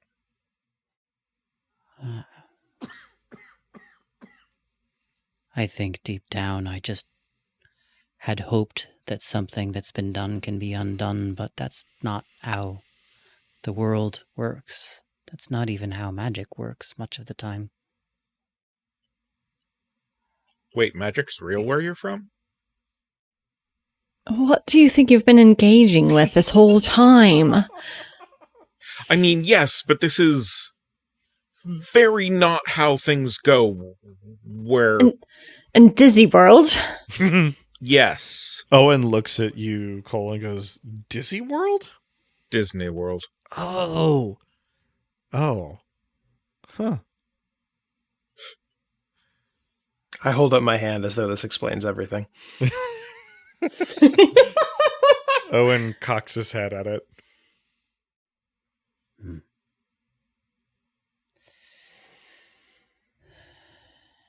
Yes, it seems as though my sister has cast her lot. I could wish for her freedom. Disciple, I don't know what that means. I don't think she wishes for freedom. I think her and my wish were one and the same.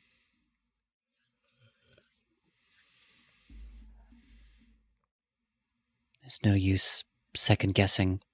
I brace myself and I swallow the nails, choke them down, coughing. As you alluded to, it is deeply unpleasant, but you do it. And then you have the sensation of time slowing to a stop around you, as though waiting. I wish that this place and its evil would fade and disappear. You feel as though the world is pressing in on you from all directions, crushingly hard, for about 2 slow counts. And then, very suddenly, you are standing in the middle of a meadow, holding nothing at all. It's a familiar meadow to you. It's about 2 miles outside of your village. You can still feel the pain of having swallowed the nails in the goblet. And very, very distantly, you think you maybe for a moment see the silhouette of a hand on the horizon. And then the sensations of pressure and having swallowed something unpleasant fade. And you turn to look back in the direction of your village.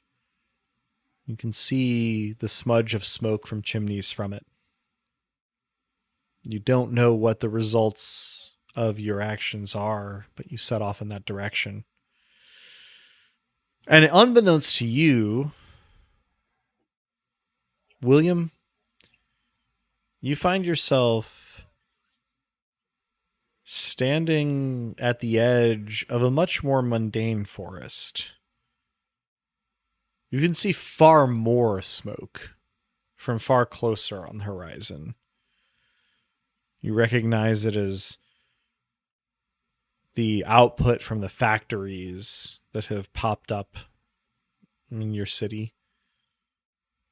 And you feel the same as you ever have. For now, at least. But, well, your hand is still brass, four-fingered, unusual. You remember how it got that way, but some parts of it are a little hazy.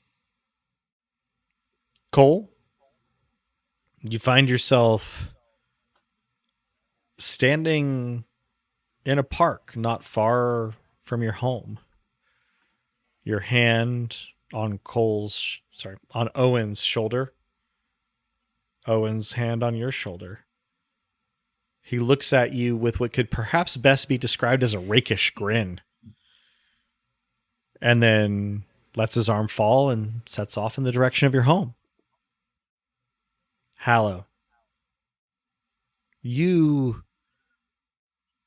remain in the clearing in front of the hand home and watch as between one moment and the next, your erstwhile companions vanish and the forest around you becomes trees and the light around you becomes normal sunlight. And yet the hand home remains. And you can't help but notice that its door is open. I rise, smile, and walk through the door, closing it behind me. And honestly, I can't think of a better moment to end on. So that'll conclude this session of Dice Punks. So thanks for joining us. I hope our players and listeners enjoyed it as much as I did, and were spooked as much as I hope they were. And that everybody will join us again next time.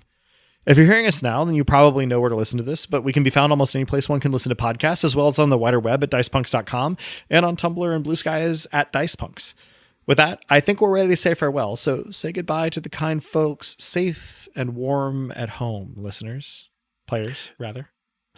Thank you very much for listening. Yeah, if the listeners had chimed in right then, that would have been very interesting. It would have been very Halloween-y, yeah. It's true. It's true. Kill the queen, demolish the fourth wall. Thanks for listening, everyone. Be careful what you wish for. Thanks for listening, folks, and go straight for your goal, even if it takes you off the path, even if it takes you into water, even if it makes you drink nails.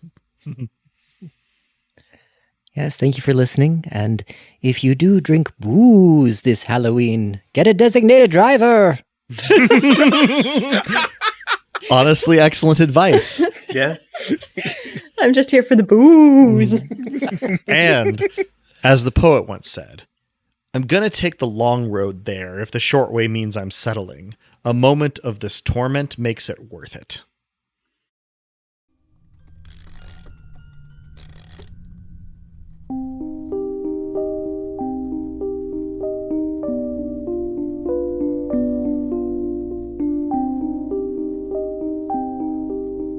Beloved listeners, thank you for tuning in. Stick around through the admin stuff for an Adams ad. The music in this episode, The Midnight March for Haunted Things, is by Robin and Drew. Editing and our rad cover art was done by Joanne, who's appeared on the podcast now and again. Check out her work around the internet where she goes by Anything Sows. Site design and graphics for dicepunks.com are by the witch thief herself, Robin. Walk in the Forest of Arms is by Alex Black, and links to the system and authors can be found in the Punk Grimoire section of our website, dicepunks.com. Thanks so much for listening. If you liked what you heard, that's reward enough on its own, but if you're so inclined, you can help us out by rating and reviewing us wherever you listen to us, telling your friends who you think would like us to give us a listen, and even by heading over to our Patreon at patreon.com/dicepunks. We have fun rewards available to backers, including a patron-only Discord and access to Dice Peaks After Show for episodes 1.1 and following. Regardless, we hope you'll tune in again, and until then, remember, subtlety is for cowards.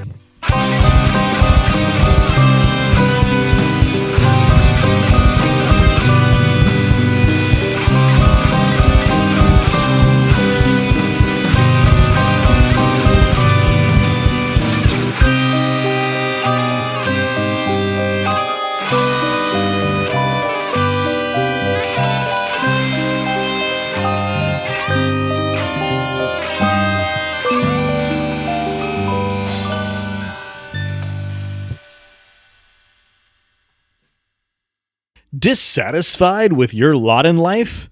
Wishing that you had a better or different family, or that your family wasn't dead? Hoping that you might prove worthy of instruction in the mystical arts? Wanting to fix whatever is wrong with your stupid brain? The Arms Queen can help. For a low, low price of venturing through the deadly and upsetting dark woods, you too can interact with an artifact of the Arms Queen. Don't pay attention to the fact that it's made of skin and bones and flesh and tendons and fingernails that don't seem to come from anywhere in particular. Ignore the fact that she talks with the voice of beloved and long-forgotten family members. It's fine. Just drink the fingernails in front of you or whatever the artifact asks from you, and you'll get what you want. Guaranteed.